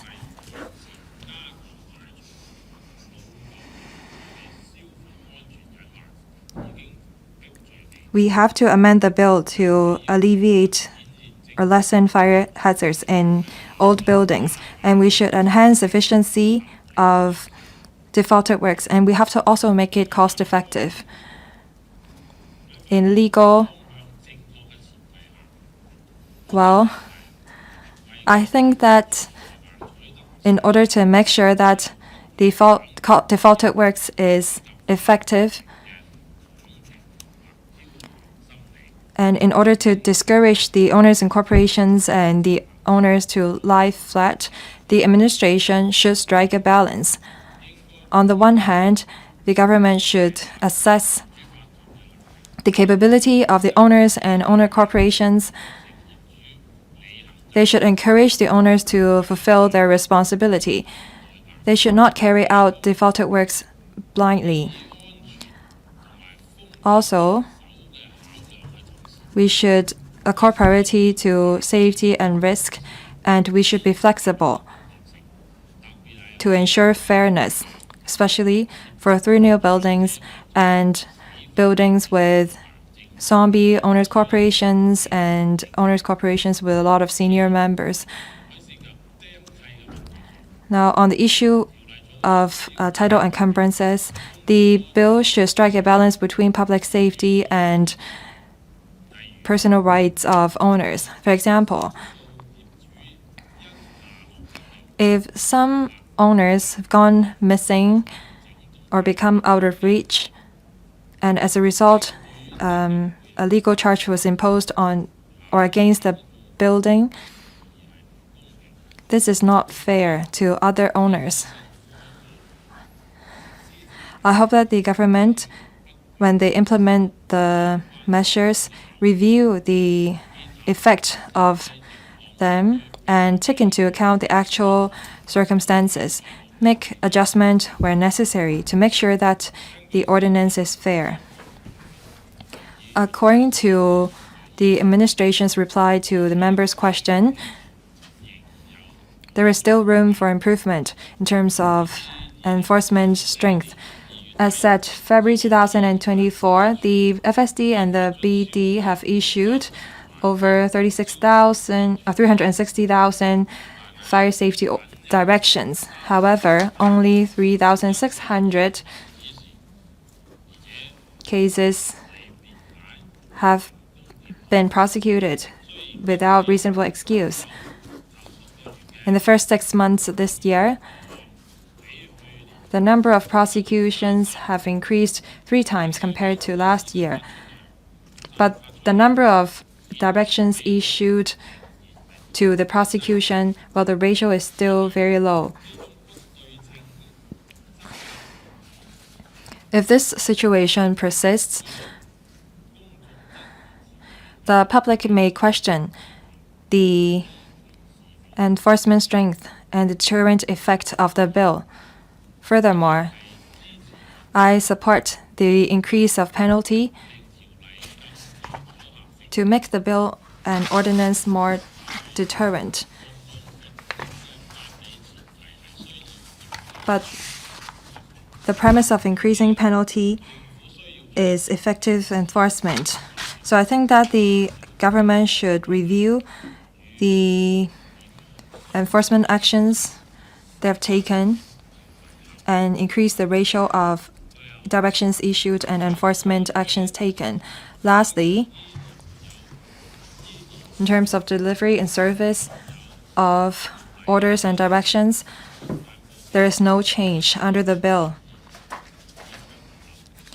The means of service are not up to date, in my opinion.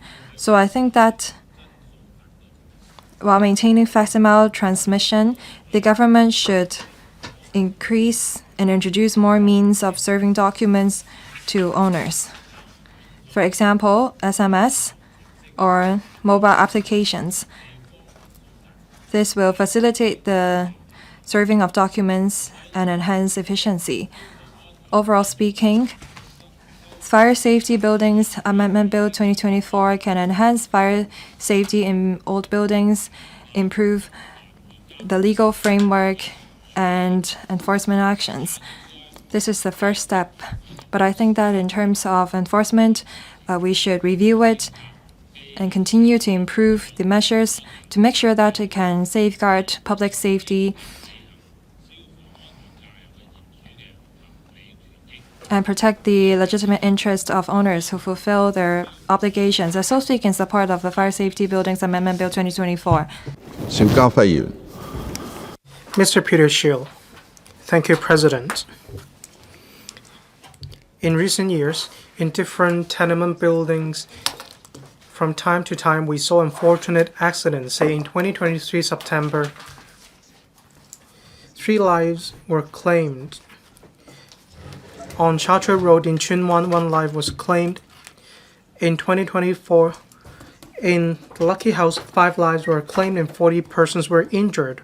All these show that members of the public need to heighten our awareness, and we do need to show more concern over this. We shouldn't overlook the importance of fire safety installations. Under the existing fire safety buildings ordinance, for the buildings constructed on or before the 1st of March 1987, or where the plans of the building were first submitted to the building authority for approval on or before that day, all these buildings need to meet the relevant requirements in relation to fire safety installations and other measures. We need to raise the standard in order to provide fire safety protection. For example, on fire surface installations, they will have to meet the Code of Practice for Minimum Fire Surface Installations and Equipment 1994, published by the Director of Fire Services. For fire safety construction installation, they will have to meet the requirements of the Code of Practice for the provision of means of escape in case of fire 1996, and that for fire-resistant construction 1996, and that for means of access for firefighting and rescue in 1995. I understand that the Security Bureau and the FSD want to improve the fire safety of some installations in old buildings so we can heighten public awareness about fire safety. 14,000 buildings. We're talking about 14,000 buildings.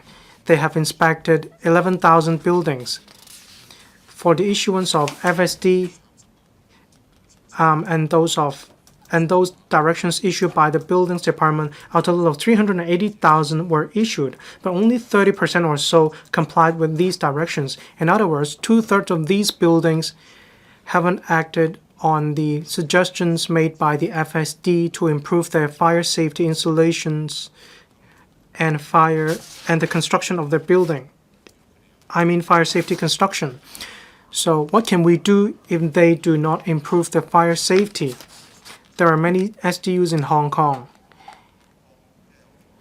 They are densely populated. Our heart sings whenever we see these incidents. For 3 new buildings, or for owners who do not care to improve their fire safety, we arrange for contractors to carry out the defaulted works and then we charge them afterwards. The Liberal Party agrees with this. For SDU lease to somebody else, those tenants turn a blind eye to these letters. Water seepage orders issued by the Buildings Department, they turn a blind eye to all these directions, so owners do need to shoulder these responsibilities. In relation to charges, when contractors undertake defaulted works, we need to be fair. Upon the passage of the bill, 10 to 20 buildings will be selected as a pilot to carry out these defaulted works. For the tendering process of contractors, will it be transparent enough? I believe the guidelines of the FSD will be met. I hope the administration will level with the public and enhance transparency to let owners know the actual situation. On measures and legislation, we need to enhance public vigilance about fire safety. In recent years, some people bought electrical appliances, but they do not meet the safety standards of Hong Kong. So some of them catch fire at home. When the fire isn't put out, the consequences can be dire. Apart from the FSD, I believe the EMSD or the CNED should be straight gatekeepers. Otherwise, even if we have fire service installations or equipment, we can only put out a fire after it happens. We need to nip these incidents in the bud in order to protect Hong Kong people. I hope the administration will pay more regard to this. I support this bill. Thank you, Deputy President. Mr. Vincent Chang. Thank you, Deputy President. Finally, we resume the second reading debate of the Fire Safety Buildings Amendment Bill 2024. That is the amendment to Cap 572. I thank the government for listening to us. We are improving the fire safety level for residents in old buildings. Upon the passage of the bill, there's still a lot of work to be done. There should be cross-departmental collaboration, and we should also explain more to residents of the old buildings. I support the bill. As many members have already said, there were 2 Category 3 alarm fires that took place earlier in Hong Kong. On the 15th of November 2020 on Canton Road, a 3-new building, old tenement building, had many SDUs. There were Indians, there were also Nepali families in these buildings.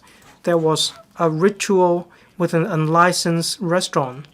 The oil lamps caught fire, so it led to 8 residents being killed. Some of the victims were ethnic minorities. It revealed that the 70-year-old 3 new buildings didn't have any fire safety installations, say fire extinguishers and so on. orders were issued to the buildings, but then the owner didn't comply with the order. They pay no heed to fire safety at all. I was at the scene on that occasion, and I followed up on the incident with other members. We felt the sadness and helplessness of the residents living there. We need to enhance public education and publicity, so we work with different committees to distribute mini fire extinguishers, mats, and so on.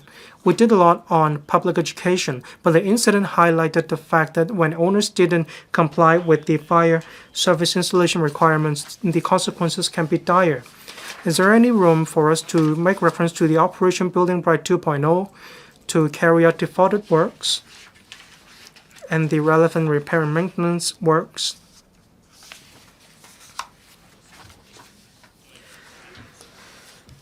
The administration can carry out the defaulted works and then charge the owners afterwards in order to meet modern fire safety standards. Under Cap 572, there are as many as 14,000 buildings being regulated, but only 30% or so of the buildings comply with the relevant directions. Up till April this year, New Lucky House had a fire claiming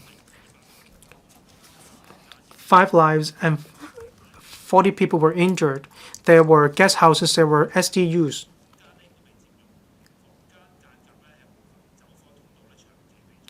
The means of escape were obstructed. There were many refrigerators and garbage. The FSDs had not been complied with for 16 years. On selecting contractors, the old OCs have been dragging their feet. The illegal structures on the rooftop weren't removed. We hope to expedite our work and carry out defaulted works as soon as possible. Deputy President, today it's not easy for us to reach today. I thank the Development Bureau, the Buildings Department for their hard work. Upon the passage of the bill on the day of Gazzetto, I support the bill and I support passing the bill as early as possible. I'm not going to detail the points of legislative amendments, but several points are close to my heart. According to the government, among the 14,000 regulated buildings as at the end of June, the FSD and the Buildings Department had inspected a total of 11,000 buildings. They have issued 380,000 FSDs. Only 30.1% of the buildings complied with the FSDs. Owners need to comply with these directions. If they are incapable, however, they need to rely on the government to carry out the defaulted works. They shouldn't wait any longer. Those who do not comply with the FSD without reasonable excuse, there were a total of 2,400 or so. Some have organizational capability to comply with the FSD. The administration expected 200 to 400 buildings have to rely on the government to carry out defaulted works. 1 year after the passage of the bill, I hope the administration will take stock of the situation and see how many defaulted works could be carried out within a year. If need be, I hope the government can do more. Incapable OCs should also receive assistance from the administration. The administration should update the progress of defaulted works. The advisory committee will also prioritize defaulted works. During the Bills Committee meetings, several important criteria were mentioned. 3 new buildings, those with a lot of SDUs, or OCs with elderly people. I hope these views would be taken on board. The New Lucky House is one of the examples. For buildings with a lot of guest houses and those with lack of fire service installations, I'm concerned about that. Many visitors live in these buildings. In the event of fire, they will affect the image of Hong Kong. Upon the passage of the bill, for buildings who do not comply with FSD without reasonable excuse, they will be prosecuted. The government will also announce a list of buildings which don't comply with FSDs. I hope the government will explain to the public and will even set up dedicated teams so that owners and tenants will have a better understanding of the circumstances.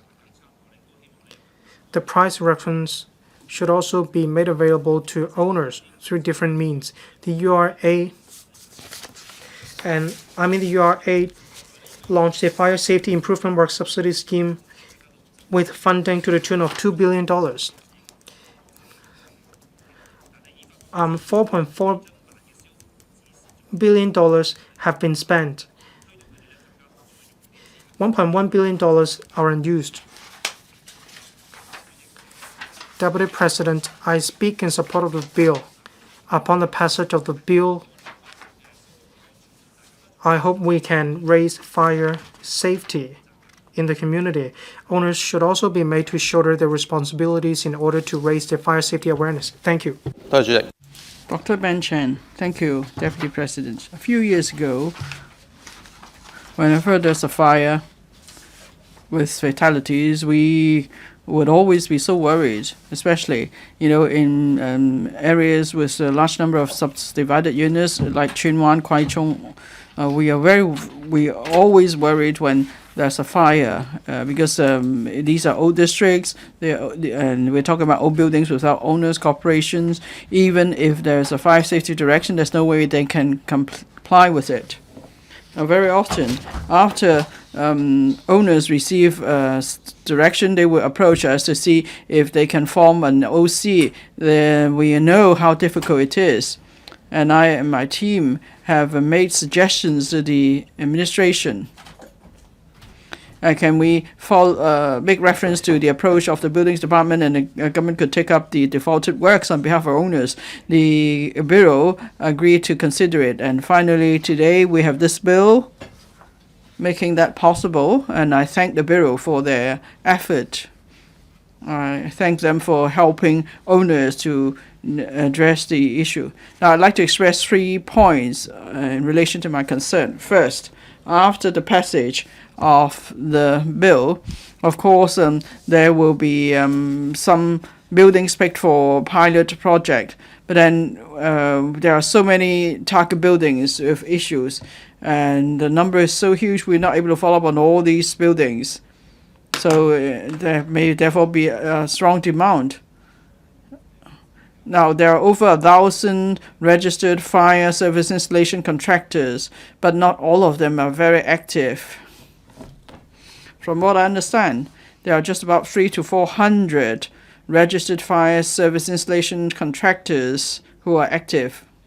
So we have just a few hundred contractors, and they have to work with so many. They have to undertake so many projects. So can they really cope?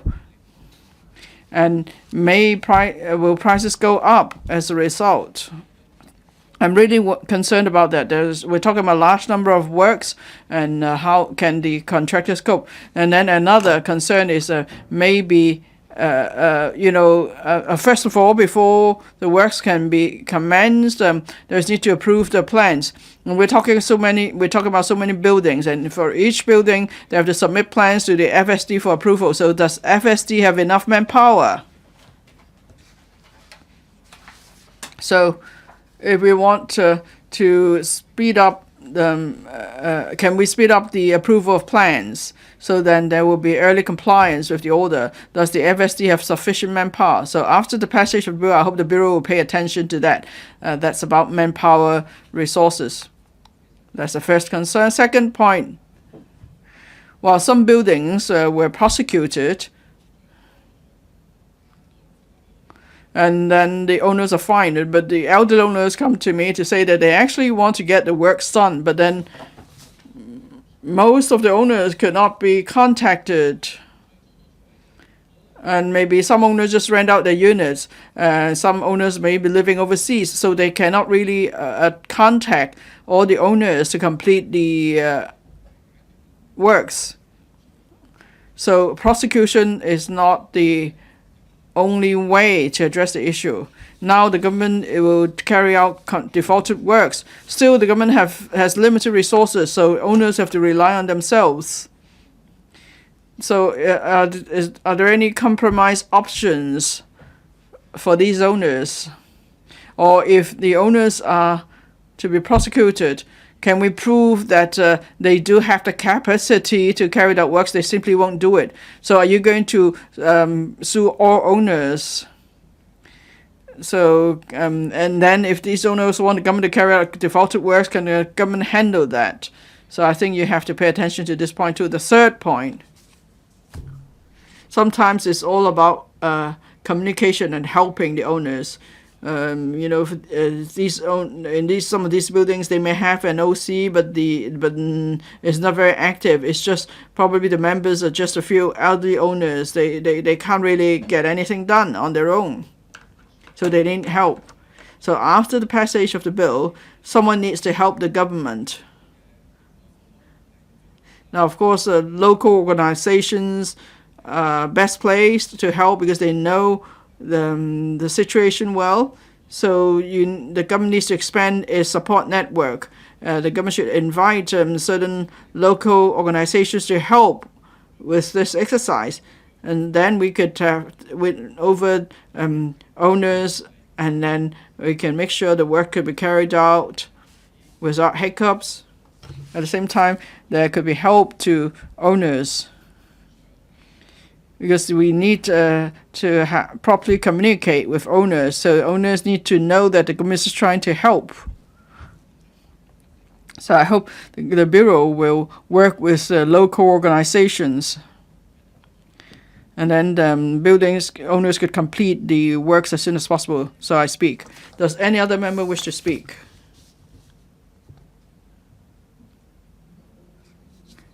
If not, I now call upon the Secretary for Security to reply, then the debate will come to a close. Secretary.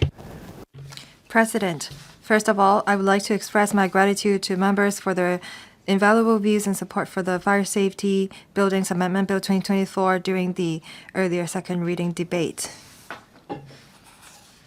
Enhancing the fire safety standards of buildings, especially older ones, to provide better protection for residents and the public has always been the government's goal. We have been committed to improving fire safety in old buildings through proactive fire safety inspections, active monitoring, and follow-up actions to ensure the effective implementation of relevant policies. We also strive to implement various measures to create a safe living environment for the public. In the long term, only by fulfilling or fully implementing fire safety improvement work specified by the enforcement authorities can the fire safety of old buildings be effectively enhanced. This is the policy objective of the government and the original intent of the Fire Safety Buildings Ordinance Cap 572, the ordinance in short. The ordinance requires composite and domestic buildings constructed on or before the 1st of March 1987 target buildings to upgrade their fire safety measures to meet modern standards. The Fire Services Department and the Buildings Department, as the enforcement authorities, have systematically conducted joint inspections of targeted buildings across Hong Kong. Based on the actual conditions of the buildings and the requirements of the ordinance, fire safety directions specifying the required fire safety improvement works have been issued to owners or occupiers of these buildings. Approximately 14,000 target buildings are regulated under the ordinance. As of now, joint inspections have been conducted. The directions have been issued for over 10,500 target buildings, amounting to over 390,000 directions issued in total. Although about 40% of these directions have been complied with or discharged, around 60% remain under follow-up. Most buildings have made positive progress in implementing fire safety improvement works, while some are in early stages of compliance.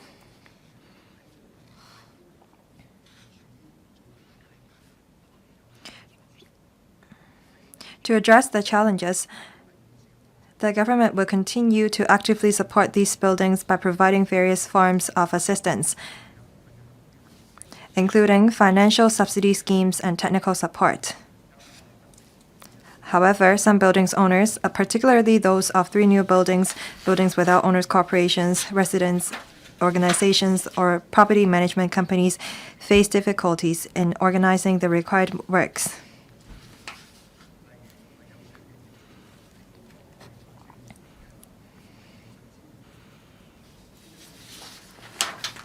Hopefully, these buildings can comply with the relevant orders and directions as soon as possible. we adopt a multi-pronged approach to provide different forms of support for owners. Some owners, particularly those of 3 new buildings, don't have coordination capacity. And that's why we think that it's necessary for us to amend the ordinance to assist owners genuinely in need by empowering the government to carry out fire safety improvement works on their behalf. That is the defaulted works mechanism. However, regarding the possibility that the current penalties lack sufficient deterrence, resulting in some owners being less motivated to comply with the ordinance, we believe that it is necessary to introduce targeted measures to enhance the compliance rate among these owners. Here, I would like to express my heartfelt gratitude to the chairman of the Bills Committee on the Fire Safety Buildings Amendment Bill 2024, Mr. Tony Che, as well as all members of the Bills Committee, the Legislative Council Secretariat, and the legal advisors for the dedication and hard work, which facilitated the smooth deliberation of the bill. I also extend my gratitude to the various organizations and individuals who provided their views on the bill and on improving fire safety in old buildings to the Bills Committee. Since the bill was introduced to the Legislative Council for first reading on the 10th of July, the Bills Committee convened meeting during the summer recess to deliberate on the bill, holding a total of 5 meetings to conduct in-depth discussions and put forward many constructive suggestions. On the 29th of November, the Bills Committee reported to the House Committee supporting the resumption of the second reading debate on the bill. As I mentioned earlier, the primary objective of the bill is to establish a mechanism for defaulted works and introduce a series of measures to assist and encourage owners of old, composite, and domestic buildings to comply with the requirements of the ordinance. The main proposals of the bill include drawing reference from the Buildings Department experience in building safety work and the effective mechanisms under the Buildings Ordinance. The bill seeks to empower the Fire Services Department and the Building Department to carry out fire safety improvement works, that is, defaulted works on behalf of owners of target buildings who have failed to comply with the ordinance, and to recover the cost of these works from the owners upon completion. This aims to assist owners with genuine difficulties in enhancing the fire safety standards of old buildings.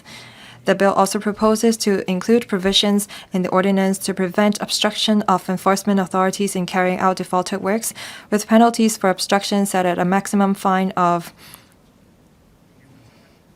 $25,000 and imprisonment for 6 months. Regarding defaulted works mechanism, in setting the threshold to ensure that not only owners with genuine needs receive government support, the enforcement authorities will consider a range of factors. These include whether the building owners have complied with the directions or fire safety compliance orders issued by the enforcement authorities, whether there are missing or untraceable owners, which has hindered the formation of an owners' corporation or posed fundamental obstacles for the building's owners in organizing the relevant works, whether the enforcement authorities have exhausted the power under the ordinance to urge compliance by building owners, yet the owners of the target buildings remain non-compliant after multiple enforcement actions, and other fire safety risks.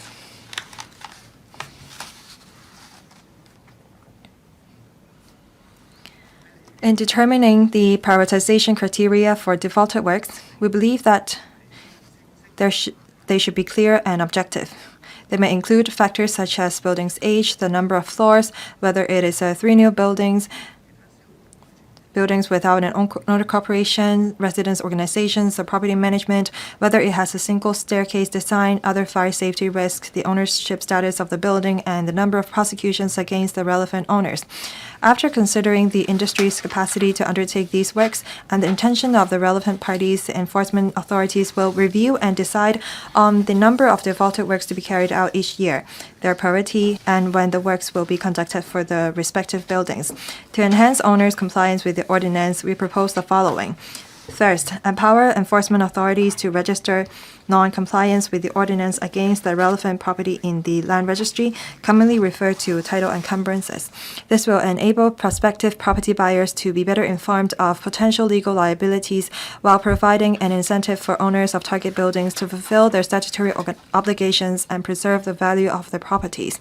Second, require new owners to notify the enforcement authorities of the property transfers within 3 months after completing a transaction. This measure ensures that new owners are aware of their legal obligations, with non-compliance constituting an offense punishable by a maximum fine of $10,000. Third, increase penalties for failing to comply with fire safety directions or fire safety compliance orders. The maximum fine for non-compliance with directions will increase from $25,000 to $100,000, and for compliance orders from $50,000 to $200,000. Daily fine will also increase from $2,500 to $10,000 and from $5,000 to $20,000 respectively to enhance deterrence. And fourth, add provisions to the ordinance to prevent obstruction of owners' corporations in fulfilling the ordinance's requirements. The proposed penalties for obstructing owners' corporations and carry out works under the law include a maximum fine of $10,000 and imprisonment for 6 months. Additionally, for refusal to contribute to the cost of such works, a maximum fine of $25,000 is proposed. We also propose other amendments to the ordinance aimed at enhancing the methods of serving documents related to the ordinance and provide the public and potential property buyers with information on the compliance status of target buildings. This so-called sunshine effect is intended to further encourage owners to undertake necessary works. Beyond amending the ordinance, we will continue to actively provide various forms of support to owners of old buildings. For financial assistance, we propose extending the coverage of the Fire Safety Improvement Work Subsidy Scheme to include costs for undertaking defaulted works.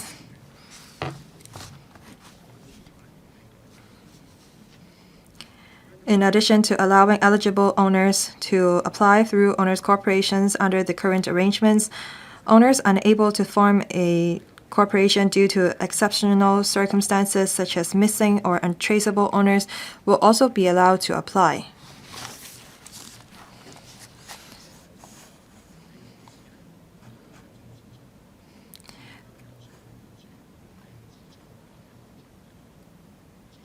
The subsidy will cover up to 60% of the cost.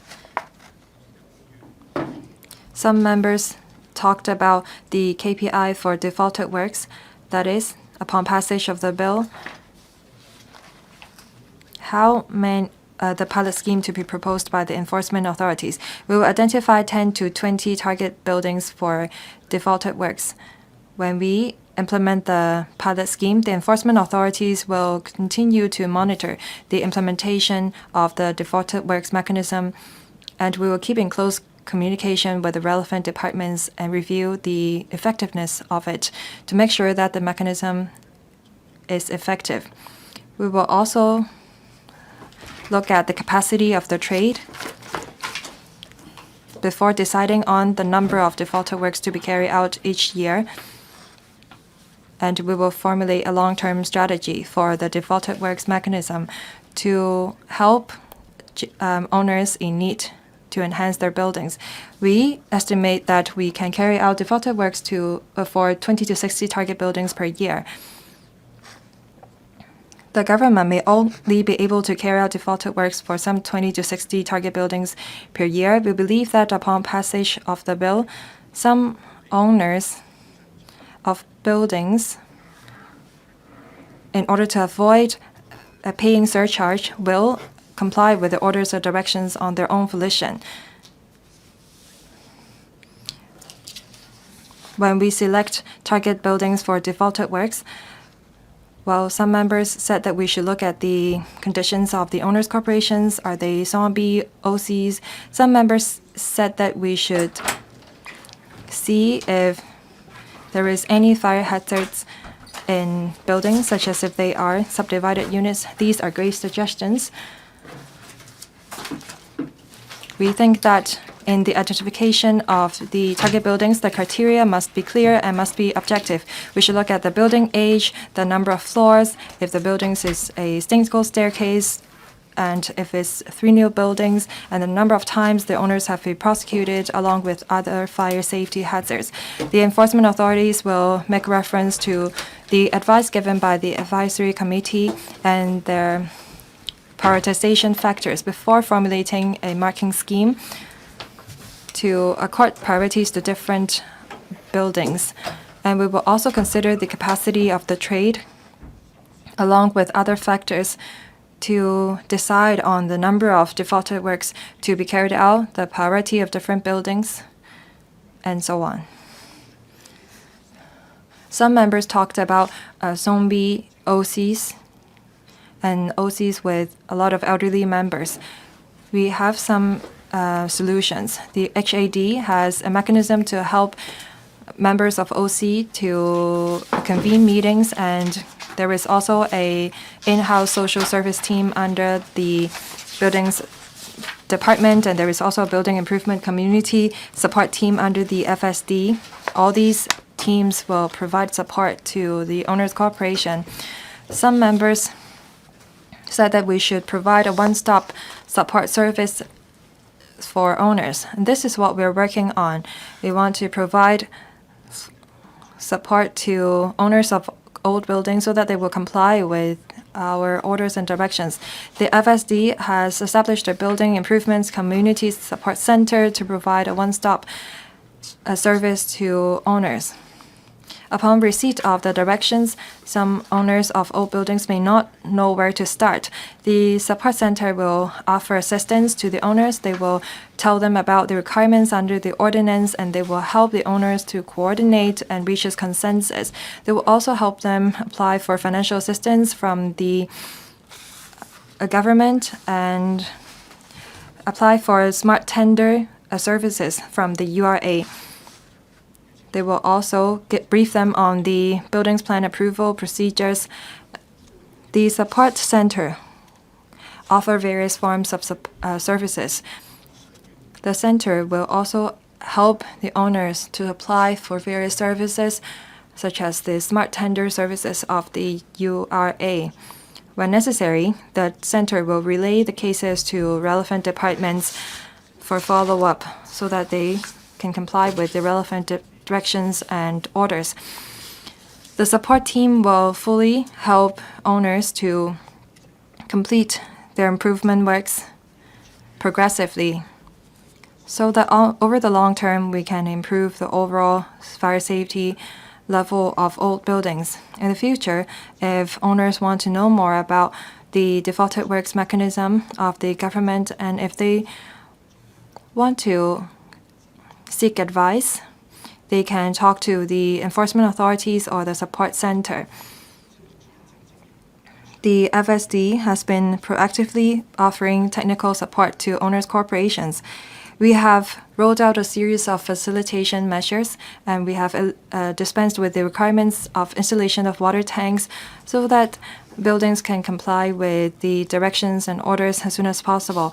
The Home Affairs Department will invite owners of buildings that have not complied with the orders or directions to attend the various meetings, and the buildings department has a dedicated counter to offer face-to-face support and advice to owners in need. Some members also talked about the cost of works. Owners can make reference to the website of URA, and there is a price list for the owner's reference. The members of the public can make use of the smart tender services, that is the building rehabilitation facilitating services, and choose a dedicated or designated contractors on the list to lower the cost. Some members said that we should leverage on community strengths to help the owners. Actually, the buildings department has an in-house social service team to assist owners in applying for a subsidy scheme. The department will work with community groups, including the community care teams, to promote fire safety. The enforcement authorities will carry out defaulted works for some old buildings, and under the bill there are various measures to promote compliance with orders and directions. Some members are concerned about the trade capacity. As we've always pointed out, when we decide on the number of defaulted works to be carried out, we will consider the capacity of the trade so that the cost of works will not be pushed up substantially. The enforcement authorities will act in accordance with the procurement and materials regulations, and we will act on the established mechanism. And we will look at the past performance of the contractors before we consider the reasonableness of the tenders that we receive.